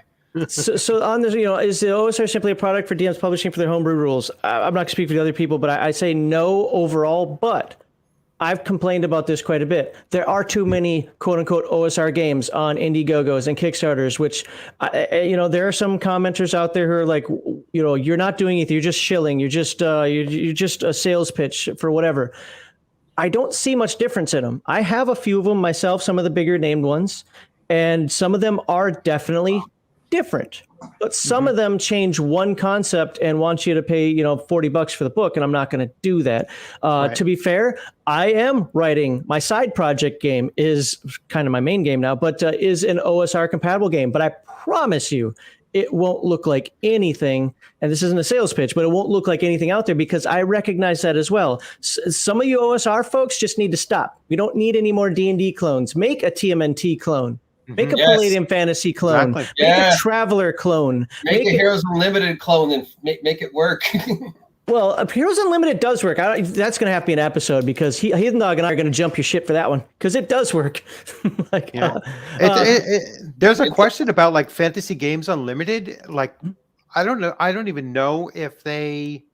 I mean, they're certainly not producing anything, and they had a system where you could try to like contact them to write, adventures, and they might put things up and everything. But they had some great systems that is ripe for retro clones and things like that. Yeah. So look at other systems. Yeah. The OSR is not just D&D. I got Timothy Shanks got a great comment. Like, I'm amazed at the lack of role playing I've seen in many of my old school games. Most, not all. Let me say this again so you can clip it. Not all, but many of the old school gamers that I've dealt with don't. That's why they see me and us second edition campaigners as dirty campaigners and role players and blah blah blah. They see us differently. The people who started with basic and 1E, a lot of them don't role play, at least not in the same sense that like my groups do, or it's definitely like the 5e people do. I want you to talk. There's 6 of us on the screen here. I don't want DM Dave to say, hey, so I tell DM Bloodworth, no, tell, and obviously online it's different, but I tell you, it's like, talk to him like you're as your character.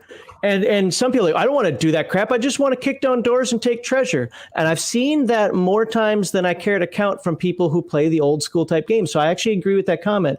Your mileage may vary.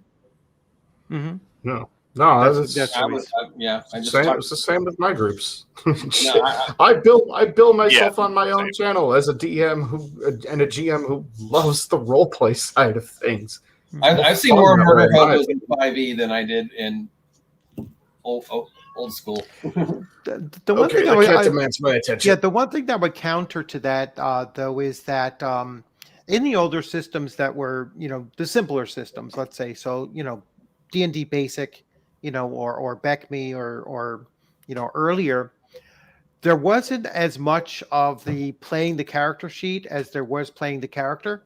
And that's because the character sheet was so simple. There wasn't all of those layers of functions and everything that you have. And you don't run into, you had to role play in order to differentiate first level fighter A from first level fighter B. Even modern day players, like I'm seeing, like in my group, I'll always go back to my group and talk about my group, is a paladin is his primary weapon, even though he's partially paralyzed right now. His primary weapon is a spear. All right. And I have never had a paladin in the past, choose to carry as a primary weapon a spear, so it's those kinds of differentiations, between one class and another, that you get, I think, more so in the pre-min-maxer kind of That's so odd because I've seen it completely opposite. 5th edition being the exception, but I played a lot of 3.0, 3.5, and I really felt that is where I ran into the vast majority of the min-maxers. Finding ways to get those bonuses together. Yeah. Yeah, I mean, I agree with that. And it really carried forward into Pathfinder and is really carried forward into Pathfinder 2 with its 3-action system, which is why I think Pathfinder 2 is floundering as much as it is, because that type of gamer was between like 03 and like 07. And players have kind of moved on from that. But I remember sitting around in the 3.5 and theory crafting characters to get the maximum amount of damage per round. And of course, I was younger and dumber. But I agree with Max. For what it's worth. You said some magic words. I agree with Max, and everybody just got dumbfounded. Like, wait, what does that mean? Hold on. Heavens opened up. I come back from feeding the damn cats and the angels to the words. I agree with Max, and now it's got me wondering. What did I miss? What did Max agree on? Like I said, the clouds parted, the light came down, and the angels fell. But upon closer inspection, it was actually devils. All hail Earth Dawn. Drink. Drink. Okay, so let's look for, because that was our 3 main questions of the day, and I think that we pretty much, I think, kind of hit on all 3. Can I expand on something? Yes, you may. Okay, 3rd edition came around after the final successful acquisition of TSR from Wizards of the Coast. And they threw it at Monty Cook for him to create his own playtest and start getting a 3rd edition ready. Now, on a young Monty Cook, this was kind of a big-ass task, so he actually went about it in a smart way, and he wrote his game to be set for the campaign first. Make the campaign fun. The players will forgive you for any rulings on player rules, and you can amend that, but make the campaign fun. So he wrote Patolus first, and then he wrote the player's handbook and his player's handbook in the GMG. He was the primary author of the GMG 3.0. That was the guy. But for 6 years, you have the 3.0 and 3.5 books out there. And if you read Tolus, you knew that everything that you were playing since 1999, and I'm going to repeat what I said in the chat, in the type chat earlier, everything from 1999 till then was just an expansion on Monty Cook's home game. He wrote the skill system for 3.0 basically, and he had a lot of experience with ICE, Iron Crown Enterprises, Rollmaster, Space Master. He had a lot of experience with these people. That was his first gig out of college, if I remember right. And so he wrote a skill system that for him made sense. It was a D20 version of what ICE had, and we all grabbed onto it and sucked on it and said, "This is great." It really isn't. It gets very obtuse in the middle to high levels. But he wrote Tolus and released it later. And there's a lot of schlups like myself that really think that Tolus is a place where you should vacation as a table full of people. Garrett knows, he was there. We've played that game at conventions and home games, and that to me was one of the core reasons why I kept a table, because we were able to focus on making the world around the players so cool that they wanted to explore just one more room or go one more block or do one more thing with this group of factions. And so if you guys ever have the chance, we need to probably do a session, a Gatekeepers on Tolus, and kind of dissect that, because Monty's put it out for System Neutral Games, 5th Ed, Numenera, and the 3.x system. It's a very impressive book, and it was the basis for 3.0 or first edition WotC. And that will probably what I call every version from here on out, everything post second edition AD&D, because it was no longer the game that our grandparents or our uncles or our friends in school showed us. It was no longer that. There was no more Thaco. God bless that clown.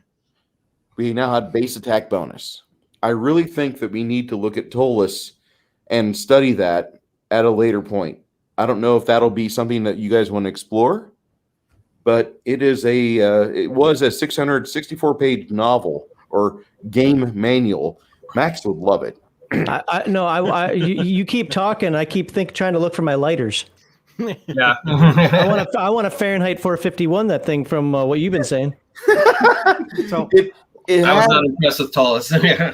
It had so many. The reason why I like it so much, Max, is that you could drop 5.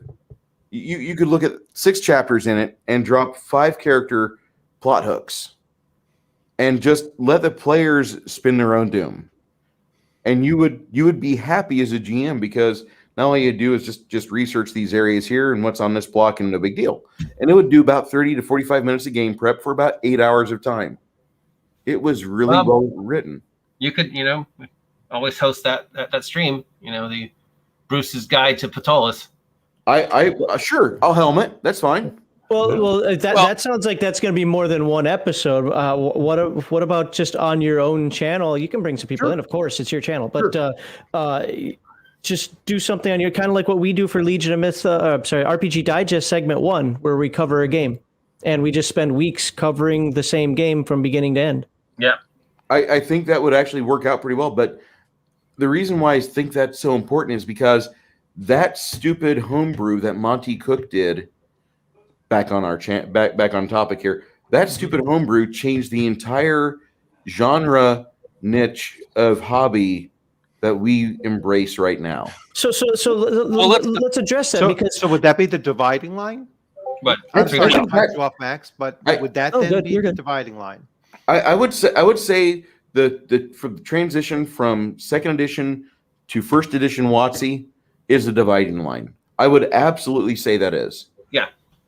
Okay. Because that would be where you have players that are interested in more Tolkien-esque narrative, or getting a body count of orcs, or getting a really cool mage. And then you have players that are, not really into that. They want to explore, they want to get fame, and they want to deal with more high-level stuff. They're not interested in low fantasy. I would say that. I would say then, and follow my logic here, that so Dungeons and Dragons was born out of chainmail, but it was also a marriage of chainmail and a homebrew system, which was Blackmore. Okay. which then later became Greyhawk. So kind of every, like, even the origins of Dungeons and Dragons is basically homebrew. It just is. Yeah. And you have in the middle of third edition and 3.5, of course, was I'd say the big boom of Forgotten Realms, but that's because WotC got control of it, and that's what they wanted to push forward through the rest of 3.5, fourth edition, and now fifth edition. But every edition of the game has had its own homebrew that has become the world.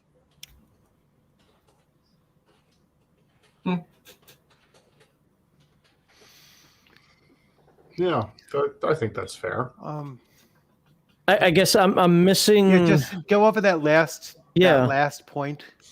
So what he was saying that Tolis was responsible for third edition, which is Right. a fair statement. But I would say that when you go back and you look at Blackmoor could just be responsible for Dungeons and Dragons, and then of course you have Greyhawk, and then you have all of these various worlds are basically homebrew worlds that later expanded the hobby into just about everything. Yeah. That's my point. Yeah, I guess you could look at you could look at certain events being being sparked by certain additions, so certain shifts in gameplay or in game mentality were usually led into by a certain game design choice. That's what you're arguing. Yes. I mean, Okay. to be honest, second edition really was piggybacking off of a lot of what started with Dragonlance. Not saying Dragonlance Right. was the sole source of it, but and how it became more colorful, more campaign-esque and so forth. Third edition, one of the things I've read countless times about third edition when WotC took over is WotC was angry or upset, whatever. They didn't like the idea that when people said, I play X game here, they said things like, oh, I play Forgotten Realms. Oh, I play the old ones. Oh, I play Dark Sun. Oh, I play Spelljammer. Nobody said I played Dungeons and Dragons. And that's one of the reasons they homogenized the crap out of it, because no matter what you did, they wanted you to say, I played Dungeons and Dragons, because that was the brand. And unfortunately, that if you say Patolis is the thing that got us to where we are. Well, one last thing for all my haters out there, because I love y'all. Actually, I don't. If you hate me, I hate you back, because I'm reciprocating like that. But I don't hate Dungeons & Dragons 3rd edition, WotC 1st edition as a generic game. I've said this a million times, but I'm saying it again. I hate it as a Dungeons & Dragons game. And that is the delineation that I make for that. Also, that's my OSR delineation. So if something like Tolis said, hey, we want to change the landscape of the hobby, I'm for it. The hobby is going to evolve. It's going to continue to evolve. That's just the nature of everything. That's life itself. It's going to start one way. It's going to evolve. It's going to, pendulum swing back a little bit. It's going to go forward. It's going to pendulum swing back a little. It's going to keep rinsing, repeating that. But at some point, going back to our homebrew topic, you've got to say, I am not the same thing.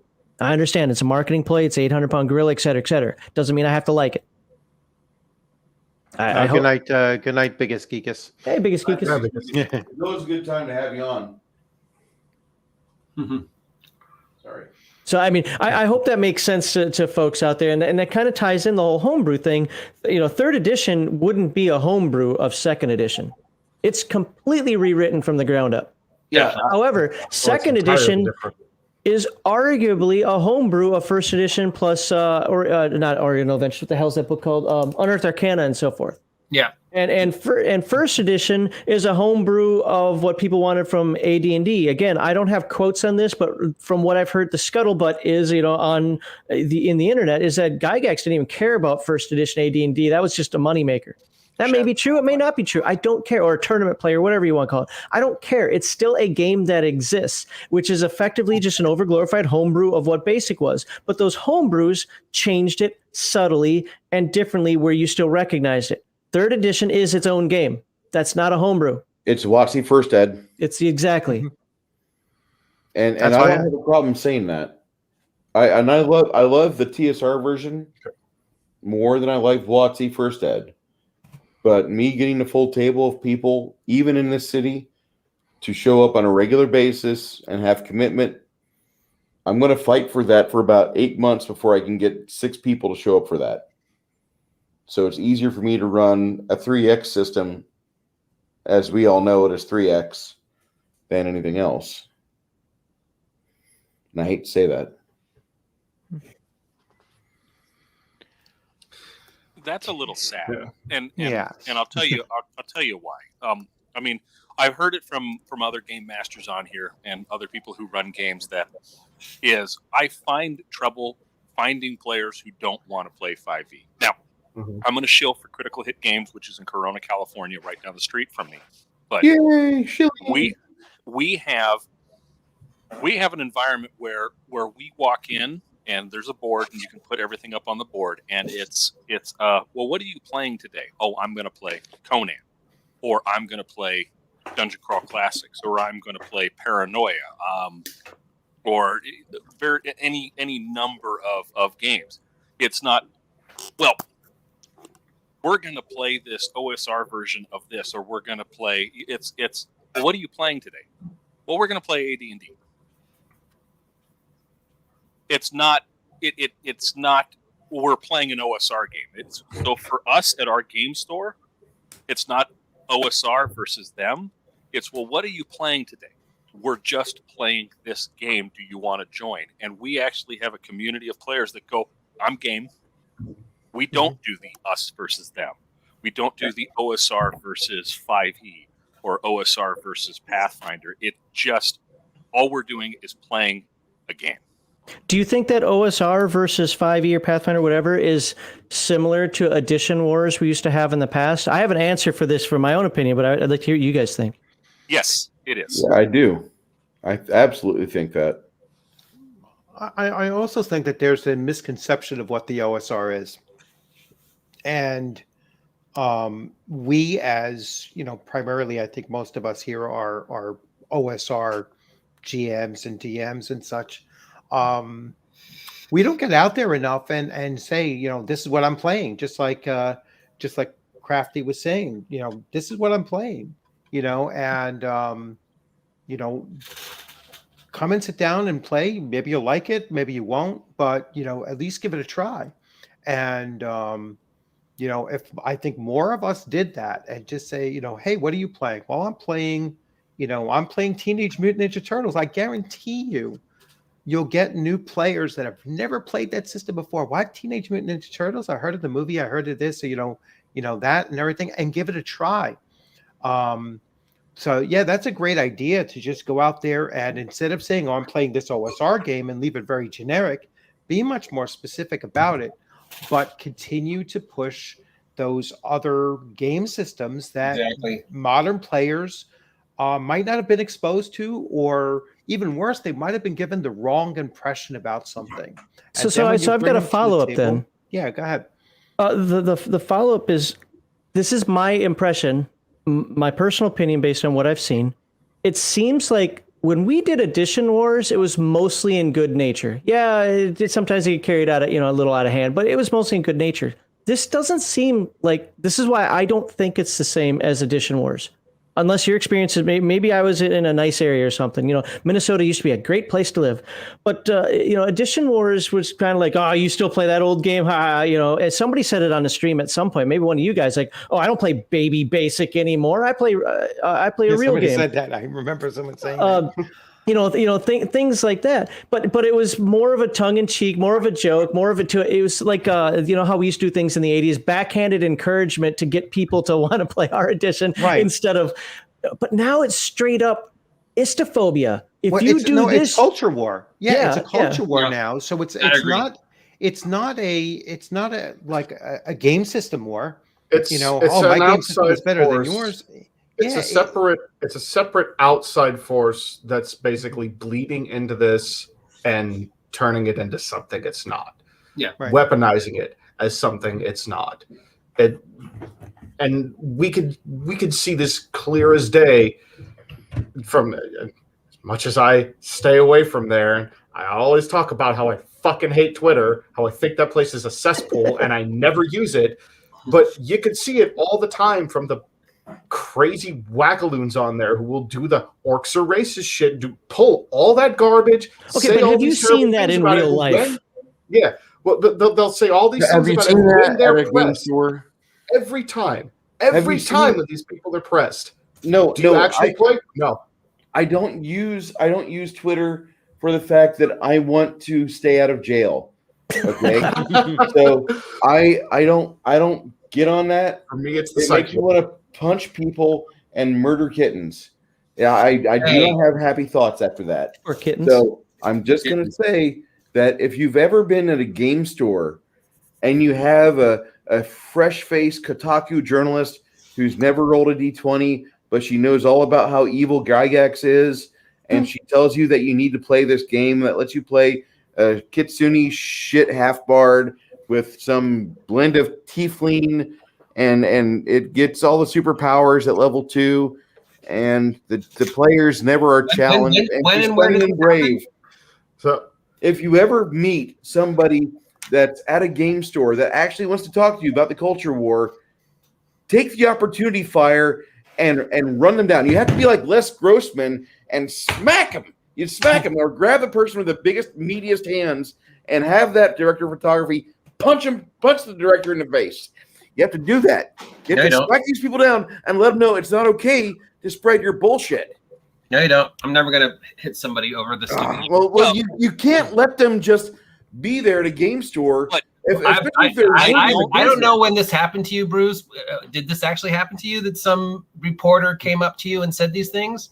No, it isn't. But the reason why I'm saying this Or are you just is because making up? we have all the culture war is on the web. We have Kotaku, IGN, Polygon, Twitter telling us that we're Bell of Lost racist Souls, for Jezebel. killing this. And I've never heard this at a store. Exactly. I've never. But if you ever hear it, you're like, when was this racist? When was it bad? Because in 1976, we called it part of the grind. You have to get experience points to get to second level. You have to get experience points to do things. You have to do things in order to earn experience and gold and to have the fame or opportunity for fame. And that was part of the game. I'm sorry that It wasn't right then, and it's not right now. I have only ever let's met go back. one person who's ever said that they've encountered this in real life. And I don't even know if I necessarily 100% believe it based on where he lives and the fact that espousing those views in the area he lives, that's a very fast way to get your ass beat bloody. You already live in Oakland? He lives in Eastern Europe. Okay. Yeah. So- yeah. So I live in Southern California. Yay. Right. And Southern California is basically its own culture. It's the People's Republic of Mhm. California. Sadly. But have never encountered any of that at a game store. Exactly. It- Yeah, I was actually As the person who was physically assaulted in a game store, I can say no one's ever come up and said D&D was racist. yeah. I was actually going to say, even in my FLGS, now it's my turn to plug it. Games Empire on Claremont Mesa Boulevard in San Diego, California. What is it with you Californians? Jesus, stop plugging your nonsense. Don't worry, we're getting to Texas next. Well, don't worry, Max. We're only doing it to get under your skin. I will let you believe that you have. Max, I've never So- seen. If we wanted to, one weekend a month, DM Dave, myself, and OGGM, we can all get together to play a game. And you're I would not love there. that. And I know that bugs you.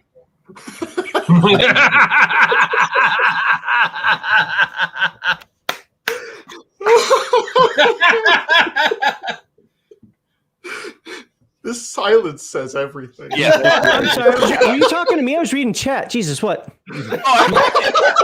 Sure. I was saying that what makes it even bothers better. you isn't the shilling. It's the fact that myself, DM Dave, and OGGM could potentially get together once a month and have a game. You could And also I'm fall every into the single one of fucking us is ocean within when the 2 San hours. Andreas goes out. Doesn't mean I want to be there. Yeah, sure. Like, I've already got my land picked out for when that happens. What do you mean?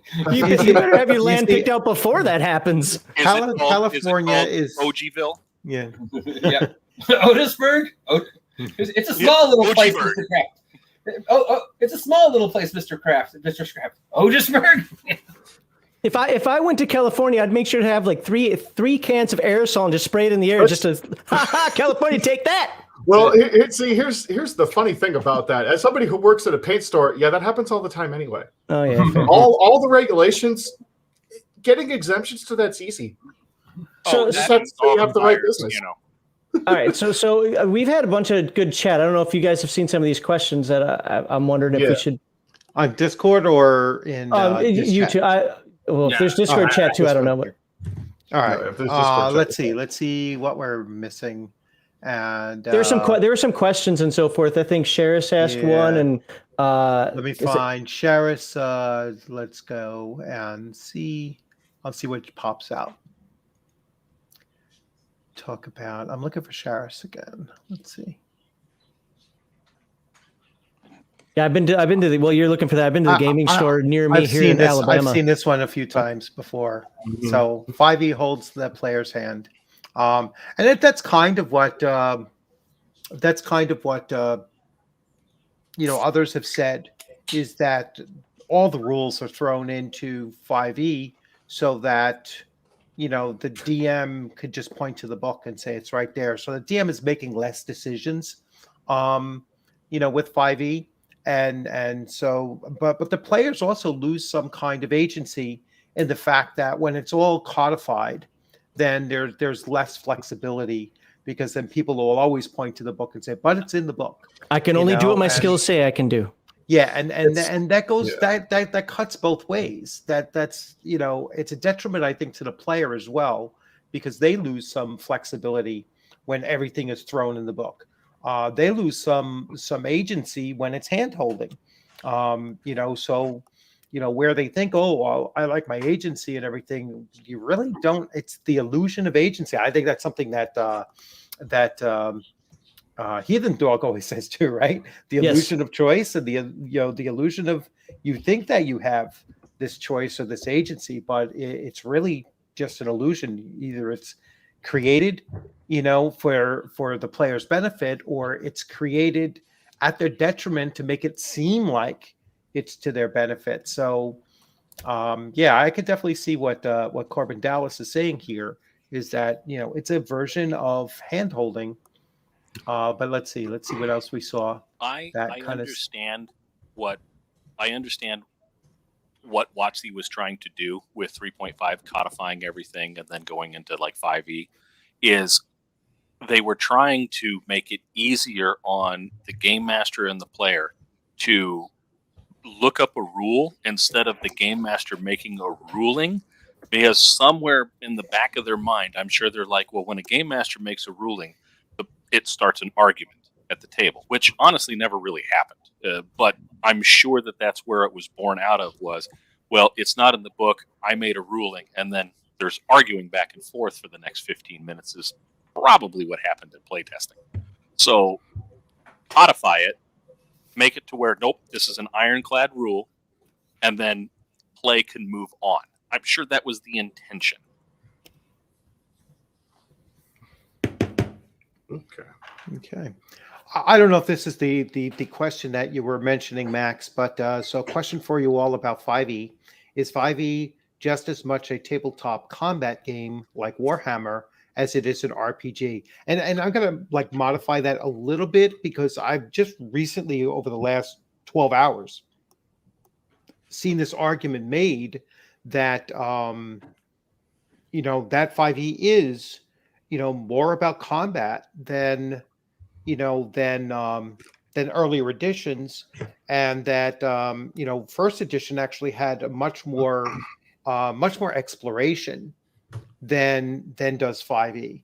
But I see so many videos from people and blog posts that say people don't want exploration anymore. Hell, that who shall not be named made one today about it's boring. It's just a camping simulator. Then, hey, asshole, put in some survival mechanics, and it's no longer a camping simulator and actually becomes something that the characters have to do. It's not just about kicking down doors and getting treasure. That's a stupid video game. If that's what players want to play, then you as the game master need to stop being simple-minded and mediocre and actually learn how to game master a game where you make exploration interesting, where you make that survival mechanic interesting, where it's all wrapped into one. Because it's not just about kicking down doors. Well, that's what players want today, so we have to give them what they want. No, we have to give players what they want, but they also have to play, find the enjoyment in those other aspects. And we have to provide that by making the survival elements interesting.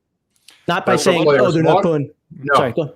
That's what players think they want. It's just like with movies when people go on and on about like, I want my Godzilla movies to only have the monsters fighting and no human story at all. No, that's what you think you want. But if you watch 2 hours of dudes in rubber suits wailing on each other, probably would be pretty fun. If you watch 2 hours of CGI shitfest wailing on each other, you're gonna get bored.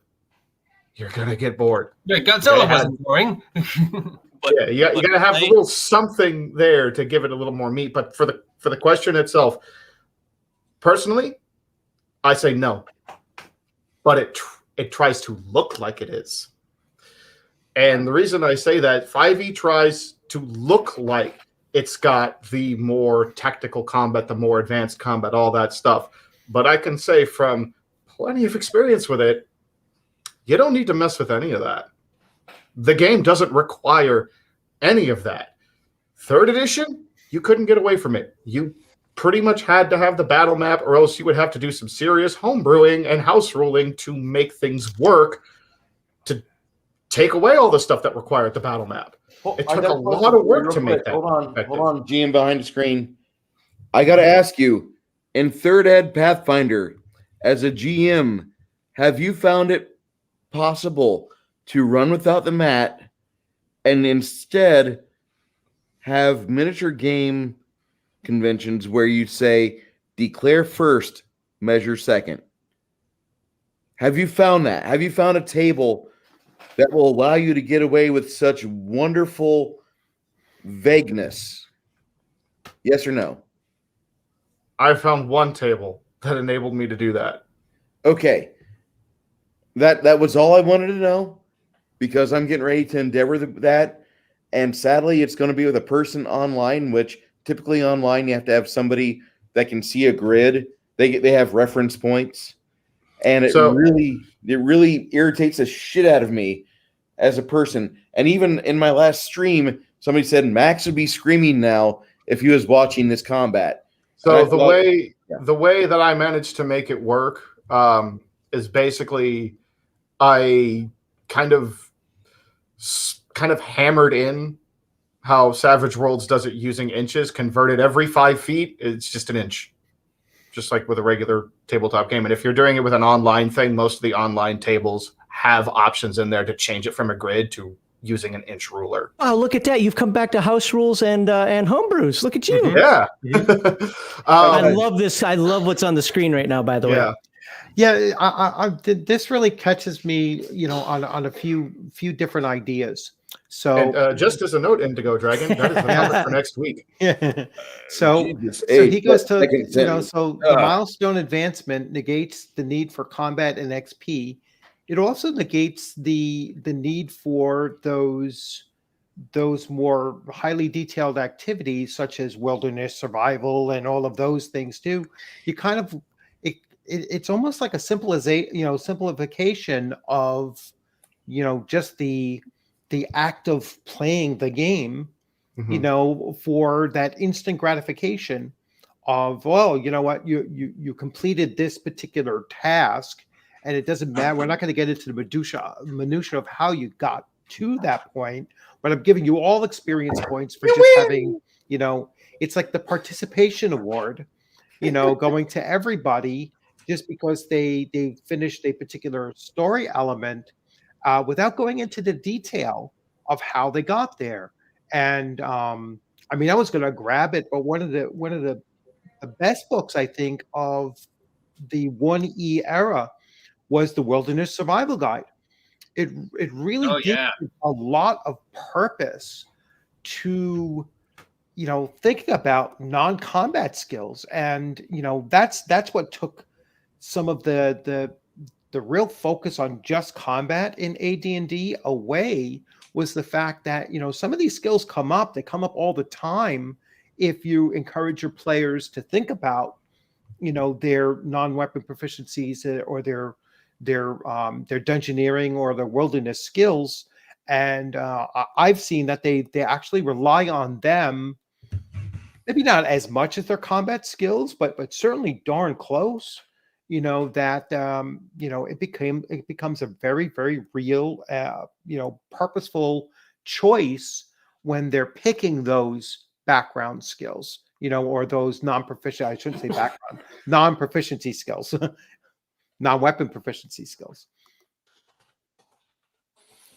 There's also that milestone advancement leads more towards the path of railroading than not. In an open world game where players have full quote unquote agency and they're able to go from here to here, how do you reward them? Well, you reward them through exploration, like you said, Bloodworth. You reward them through finding treasure and things like that. In milestone advancement, they will never level up until they hit that point in the story that the GM has designated and says, okay, you level up now. And so until they find that point in the story, they can go all over the kingdom. They can do all this stuff all over the kingdom, but until they hit that one point, that one railroad point, they'll never level up. And so milestone leveling, enemy of what most 5e players want, which is player agency. Mm-hmm. Yeah.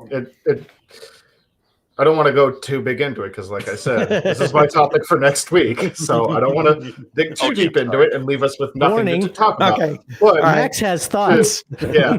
Well, all right. To make a long story short, I've used XP. I've used Milestone. I don't like XP as it's designed in D&D, but I don't like Milestone either. I try to find a middle ground there where basically I'm not giving you out like, okay, you killed this monster. This monster is X challenge rating. You now get 800 experience points, and the only way you're going to get any experience points is by killing monsters because that's how the game's designed. No, touching on homebrew again, I steal the Savage Worlds model for it. You get experience. You get a certain number of experience based on how much you do in the game. Did you basically just show up and not do much of anything? Okay. You're only getting one tick of experience. But if you're in the game and you manage to accomplish something really major, all right, you're going to get the maximum 3 ticks of experience out of the 5 you need. So, which is one of the things I like a lot about the Savage World system is the experience thing. You get 1, 2, or 3 points per session, maximum. That's it. You need 5 to rank up. So the fastest you could possibly rank up, and this is only if you're achieving amazing shit every single time, is every 2 sessions, you could potentially level up. But you got to be doing some pretty fucking incredible shit to manage that. And if you're just sitting around doing much of nothing, well, you're going to have to wait for quite a while before you're actually getting anything new because you're not doing anything. Strangely, I think you and I are going to agree a little bit more because I do a hybrid system myself. But again, we'll save that for next week. Yeah. I got to ask, whenever we're talking about our own tables here, and the books always have an idea of when you should award experience points, but I will award experience points in the middle of a session, contrary to the books that are at my table. They say to award the XP at the end of the game. That way the players have time to go home, level up away from you, and do things. But I would rather have the players leveling up together or having time off together. And I will typically award a gigantic sum of XP right there. You might have been hanging out for 4 weeks together, slogging through a hex crawl, or we've been exploring the miserable dungeon of the Forge of Fury or something of that nature. And here's this amount of experience points to get you to the next level.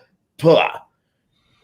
And I'll do that in the middle of the session just so the players can research and they can talk amongst themselves and they can understand the game a little bit better and they're power leveling in a bit to where they're playing off each other's strengths, but I want my players to have teamwork when it comes to when it matters most. And I think that if you don't have the right quote unquote feat, skill, race, class combination, you're going to fail in my campaign, which you should fail because you were fated to die.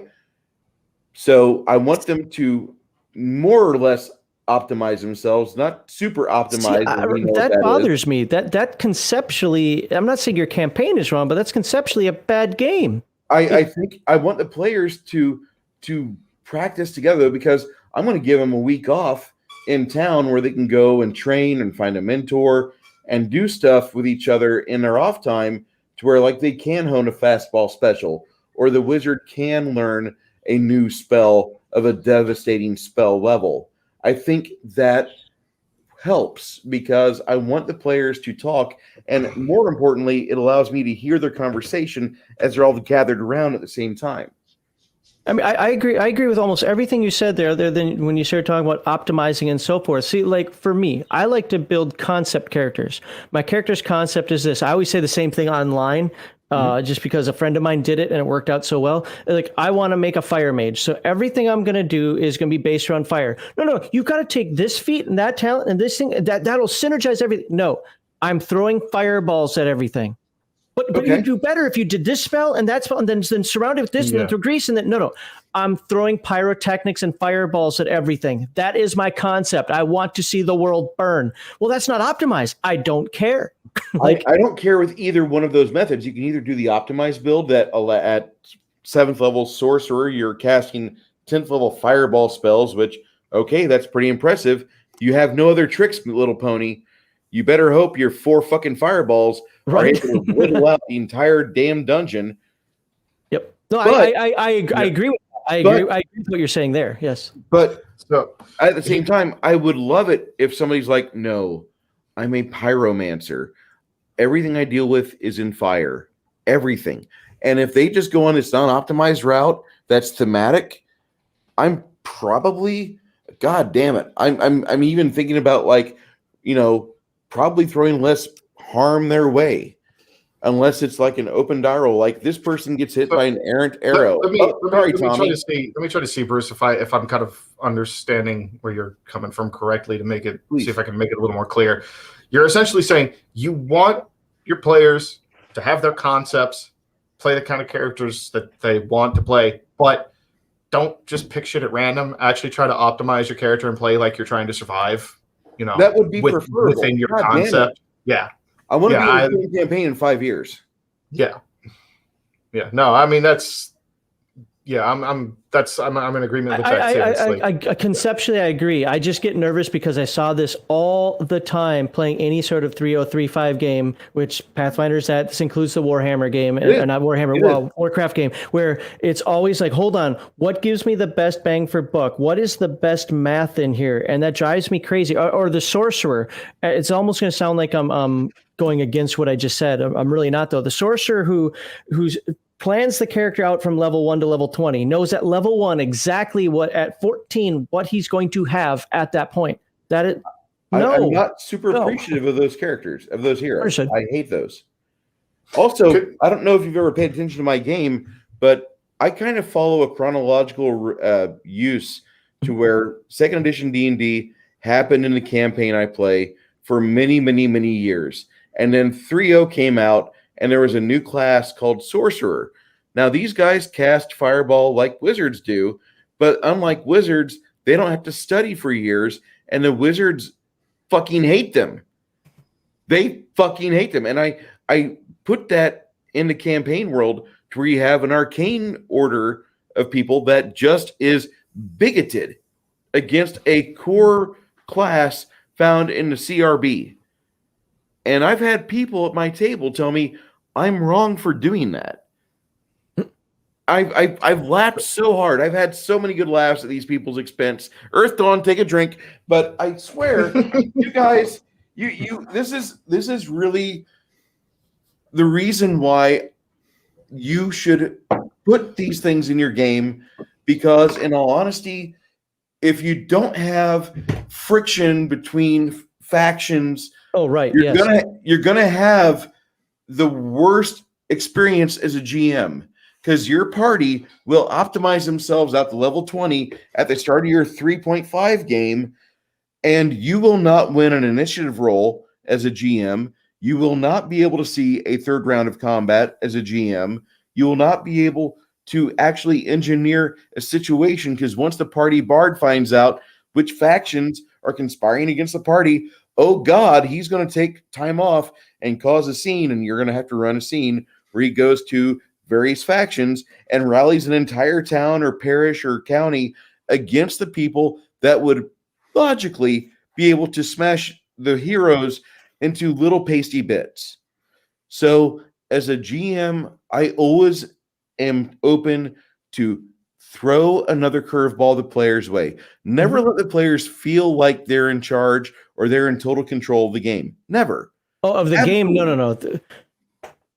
I agree. Was it Kate Lorian here? Did I say that right? Where is it? Kate Lorian? The random stuff can create the narrative, but where's the comment? So there's no point in planning out builds. I agree with that. I just haven't seen it happen. And I always use the example of comprehend languages, especially with the sorcerer. I'm not taking that. That wastes a spell slot. Why would I ever use that when I need fireball or whatever? It's like, well, how are you going to talk to people? Well, let somebody else figure that out. My build is predicated on the fact that I take this, do that, have these feats, have these things. And I'm like, I don't want to play that game. I just don't want to play a game where somebody's doing that with the character. Like, first, second edition AD&D, you had non-weapon proficiencies. Most people use them incorrectly. They think that they're skills and not just, extra talents that a character has, narrative events. But when you're going through a dungeon, you might find, oh my God, I found a spell of recall. Nobody cares about that, but you know what? I've got the spell of recall. I'm going to take the time, as using Bruce's analogy here. When we go back to town, I'm taking the month it takes for me to learn this thing. I'm putting this in my spell book, because on that one chance I need it, I've got it. Yes, you always looked at situations like that. Hey, I got a spell. You're never going to use it. You don't know that, And let's go back to comprehend language, okay, or read language. I would say that if somebody who builds out their entire character from beginning to end, I would sit them down and say, well, how are you going to learn that spell when you can't read the language that it's in? Well, that's a requirement in the early editions anyway. You had to use read language. Once you use read language on somebody's spell, you could read that author's spell no matter when you saw it after that, but you still had to use read language the first time. Nothing says that you can't. I'm sorry, read magic. Yeah. Nothing says you can't do that in 5e. Real quick, Bloodworth, can we actually highlight that original comment from William Lee that was up a little ways? William Lee. Okay. Did we scare OGGM off? Character builds one. No, he mentioned in the private chat that he had to go. The build comes whenever I hear character. No, further up. Whenever I hear character builds one. Yeah, that's what I was commenting. Oh yeah, whenever I hear character builds, I think of an MMO. Yeah. Yeah. Just highlight that one real quick. It's a little bit further up. So because I got again. I love me my anecdotes. I did this a grand total of 2 times in my gaming career where I built a character in 3E and 3.5 from level 1 to level 20 in advance. And I purposefully did it as an experiment because I had never done it. I still, to this day, I've never done it outside these 2 times. The first time was a game where we were playing. Everyone at the table had 2 characters who were playing at the same time, which was complete chaos because there was like 5 of us. So I don't know what the GM was thinking on that one, but I built my character, and somebody, I can't remember who it was in the chat, had mentioned that it was the prestige classes that really made 3.5 the spreadsheet game. And that's true because this character I built had 4 of them. And it was ridiculous. The other time, though, that I did this was with a D20 Star Wars game, and I can't remember which edition it was, but I was essentially building a sniper. And I'll tell you, apart from the annoyance of having to remember and stick to the build in the game, and that little nagging bit in the back of your head that, like you guys are saying, like, well, I built this, so this is what I'm going to do. If you lose all that information, because that's what happened to me in this fucking Star Wars game. It was played online, and my computer crashed and I lost all that information. It makes you not want to play, because that takes a lot. It's a lot of time you're investing to put these builds together. Mm-hmm. And so it's like, I don't see, I personally just do not see from my experiences the benefit of doing that. This like, William Lee's comment on the screen right now is absolutely the rule to live by. Yeah. And that's how the majority of my friends played, even in like third edition and 3.5. I never met another group like when I was in high school playing third edition and 3.5. I never met another group outside of my friends that built their characters based on what their characters were doing and what they were finding. I always met people who were doing the builds in advance. And I just, it just doesn't make sense to me. It makes sense to me in the mechanical sense of like you're trying to min-max and be as powerful as you can be and play the power of fantasy, but to my style and preferred sense of play, it just doesn't click. It's a to me, it's the problem with extensive backstories is that players will oftentimes write about what their character is going to be before it's even happened, and they've already slain like 50,000 emperors and they're king of the universe. And it's like, you're level 1. Yeah, you're level 1, and it's just not going to work that way. Sorry, it's it's. There was that one article. I forget if it was in Kotaku or Polygon or something, where the person had an 8-page backstory of their first level character, and their first level character died at the portcullis of the very first castle that they arrived at. It was like he was dead in the first 5 minutes of the game, and the how's DM, that backstory now, buddy? yeah, the DM literally took, and I probably wouldn't do this either, but the DM actually took his character sheet and tore it up. Yes. And yes. threw it out. Are you sure that wasn't me? Didn't I tell you guys I do that? But it was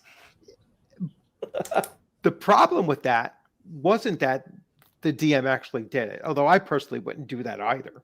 But the problem was that that's what everybody complaining about it focused on.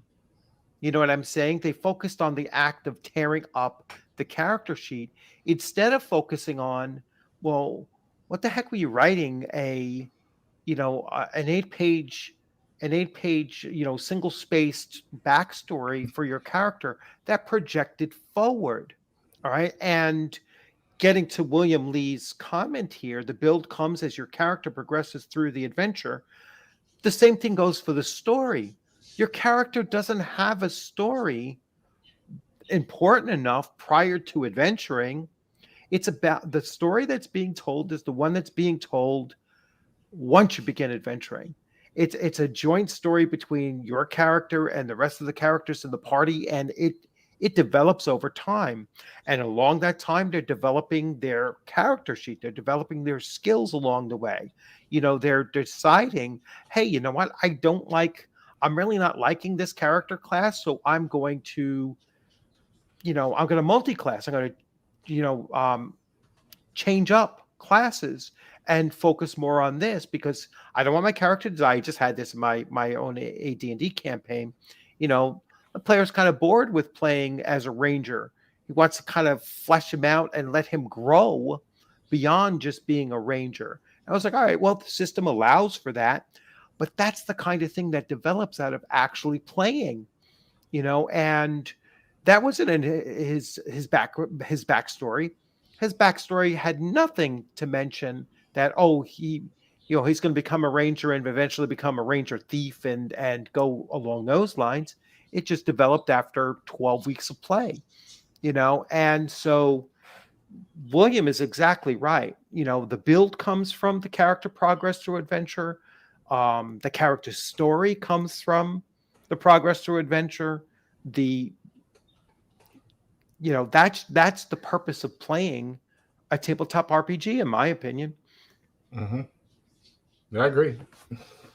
You know, and I've ranted about this on my own channel before. How I have always been, for a very long time, I've been one of those guys who's had that problem of being the one who ends up writing the backstories that are too long. But the difference is, I don't, even when I go overboard and write far more than I realistically should, just because I get into it, I don't write the backstories that detail all the amazing things I've done. I write the backstories that detail what leads up to why I'm now adventuring. So it's almost more like notes for yourself to remember where your character came from, so you can roleplay it. What you would Pretty consider much correctly. notes for myself Yeah. that I end up writing in prose because I'm an idiot.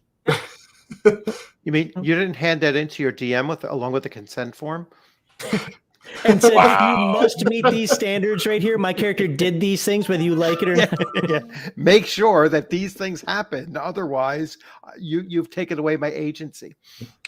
All right. We're 2.5 hours in here. Yeah. That's why I'm bringing back up the topic at hand.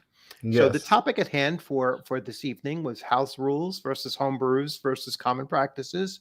And, I'm going to let everybody kind of round robin and just like make one more, final comment on each of these or collectively. And then I'll finish off. So we'll go top of the order here. So we'll go with GM Dave.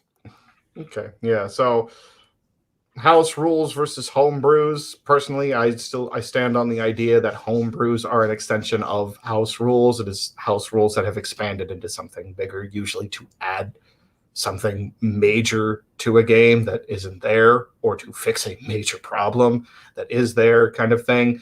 As for the common practices, actually, you guys were talking about something that did remind me of another one that I had forgotten that I do in almost every one of my games. So I tend not to track loads particularly carefully. I also almost always disallow resurrections. If you die, sorry, buddy. Fates were against you. Yeah. Roll a new character. All right. Now, Bruce.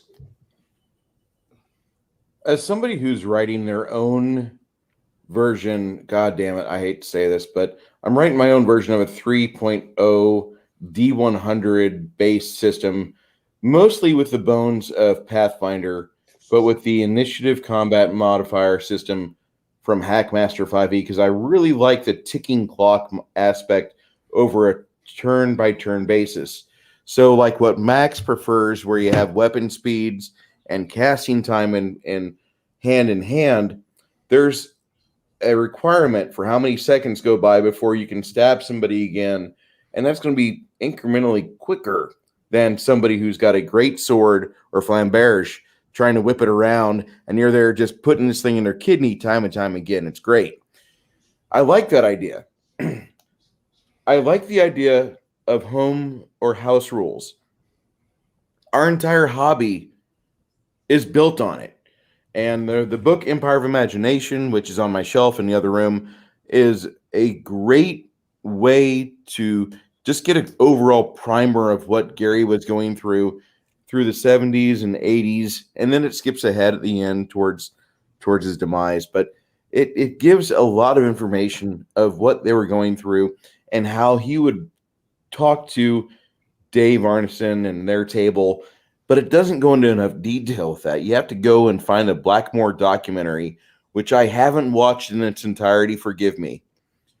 But I love house rules because, in all honesty, if Max doesn't like this bullshit that's in the core rulebook for Earth Dawn, he's got other editions of Earth Dawn to draw on. If OGGEM wants to use a slime rule set from the basic game at his 5th ed table, why is he being told he can't do that? Nobody is chaining these DMs.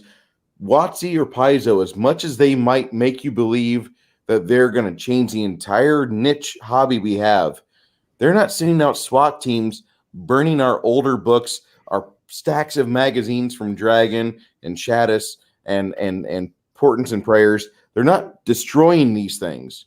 They're not doing that. So be inventive. And if you need to make a ruling real quick, and that ruling turns into a house rule, and that house rule turns into an established tradition at your table, that's as good as anything written within a core rule book. There's nothing that should stop you as a DM. Don't feel that you are shackled by somebody else's thoughts or ideas. Be boldly inventive and be willing to try things out. Also be willing to say at a later point, either yes, it worked, or no, it didn't. We'll go back to rules as written in the hardcover. There's no shame in that. But if you're asking Bruce, what do you prefer? I love the spirit of house rules. It totally embodies the inventive mindset behind our entire hobby. Very Okay, well put. and very well, yeah. Crafty. I'm going to agree with Dave that house rules often get expanded into homebrew.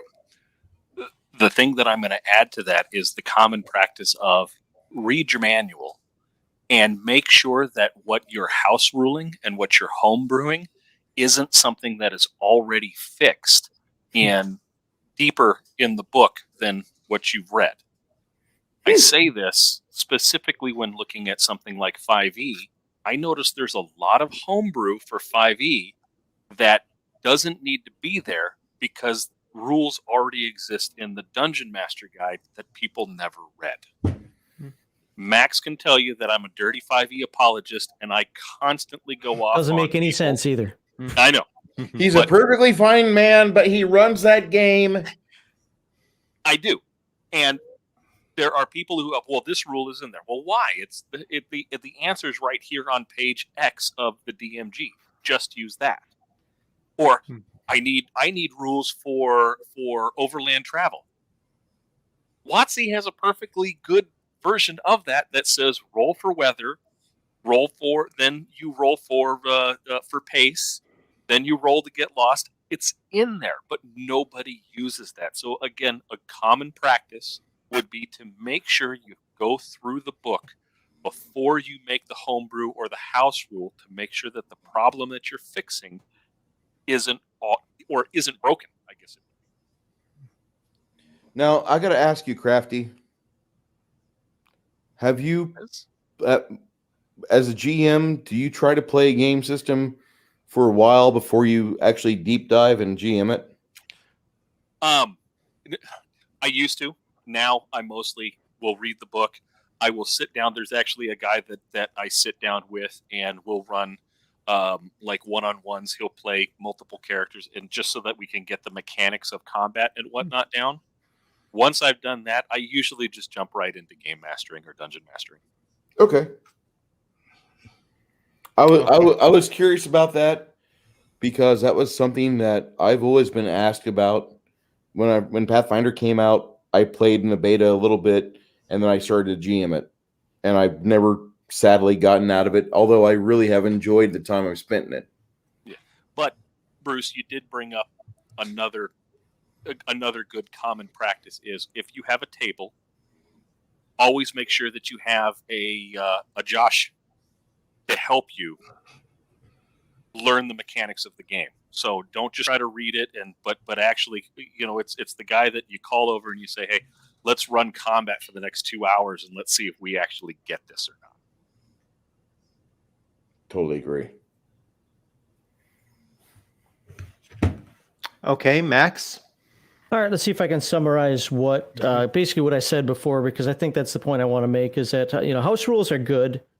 They're there to help you create the game you want to make for your table. I shouldn't say the game, the sessions that you want at your table. Whether it's to fill in gaps of the rules that you didn't realize were missing, which could happen in older games, especially.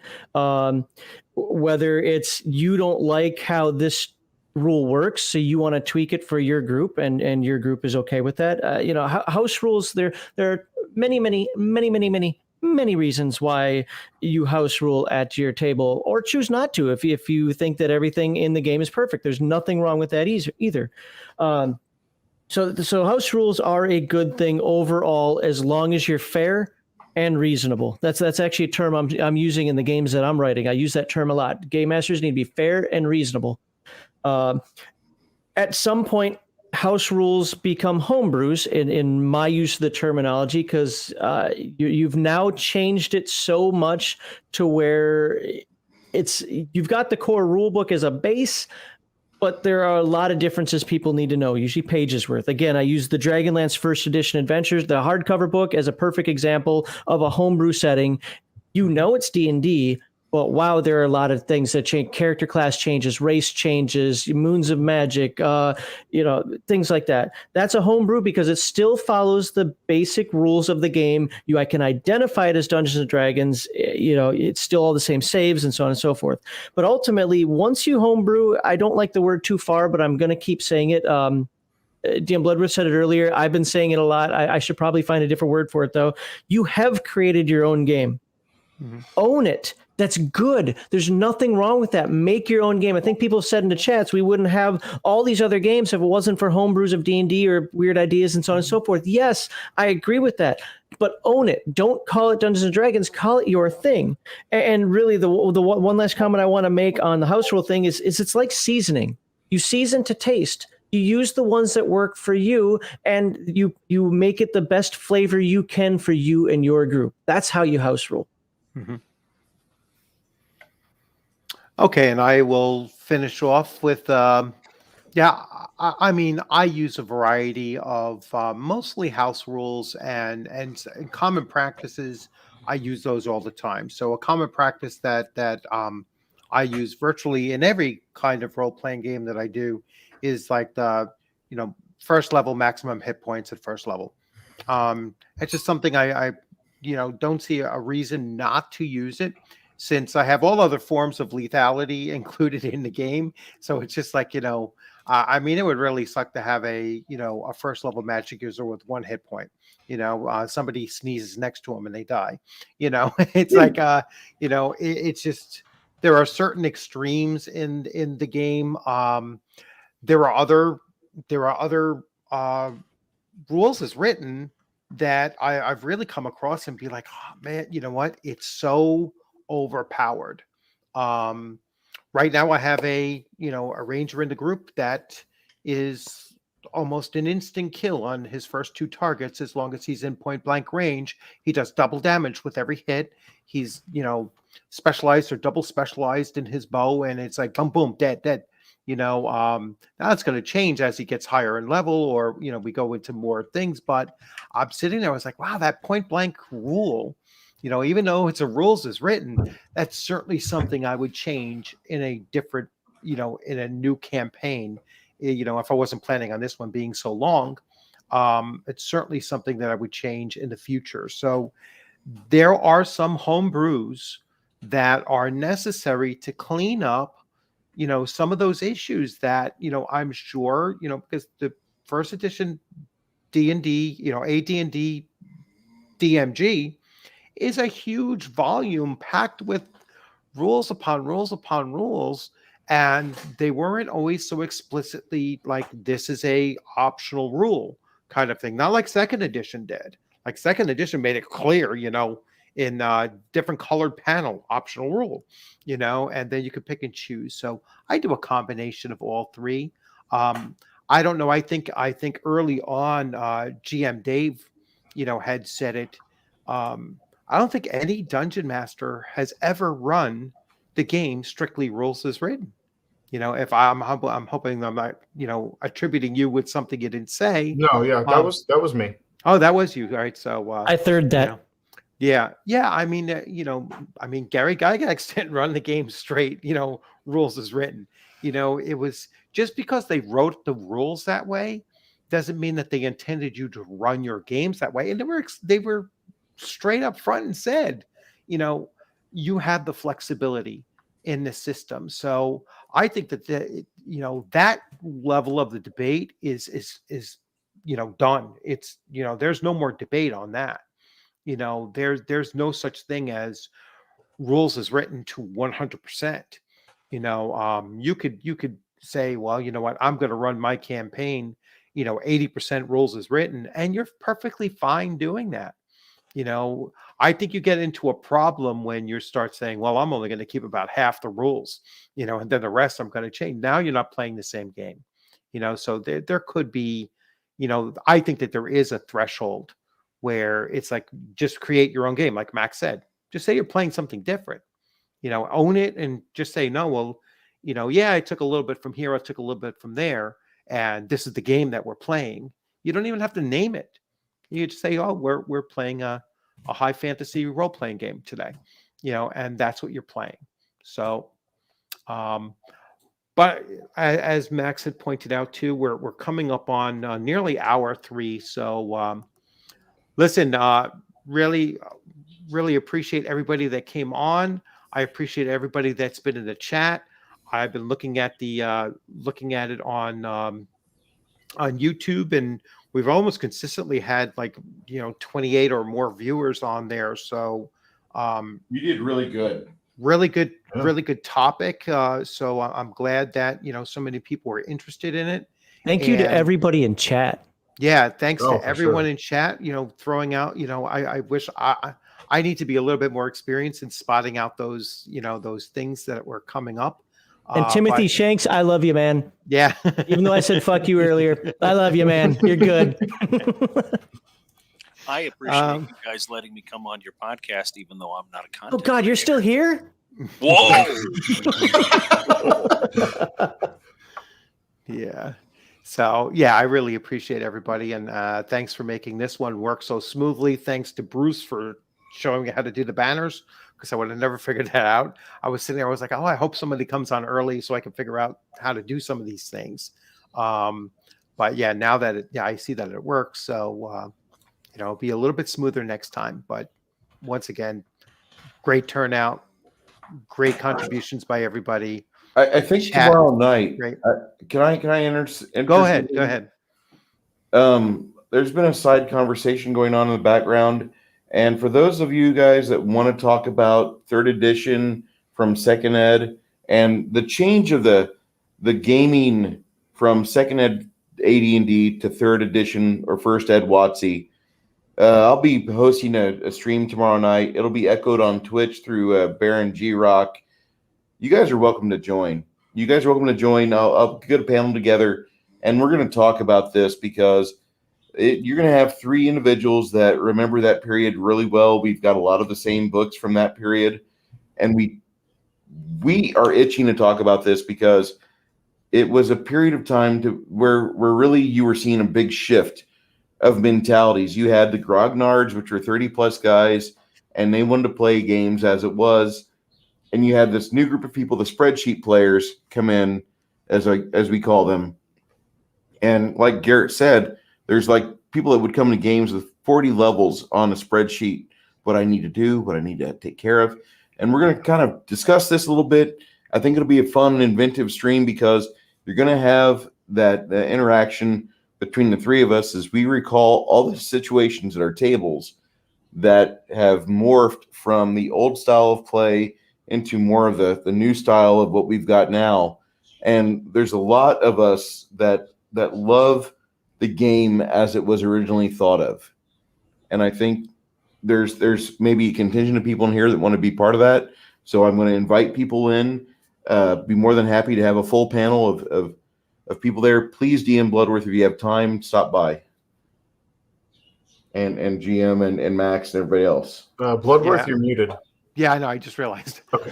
Yes, I will. I will definitely stop by and at least give it a listen to. Tomorrow's my long work day, but we'll see. But I will definitely pop in. Yeah, unfortunately, I don't think I will be available tomorrow night. But if by some chance I am, I'll try to make it in there. Because Max wanted me to throw it on my own channel instead of make a Gatekeeper stream about it, which I agree. Let me do it, and we got it set up. We're gonna roll with it. Okay, cool. Good. All right, everybody. Thanks a lot. I'm going to actually stop the end the broadcast. So once again, thanks to everybody. And I am going to stop in 2, 3, 1.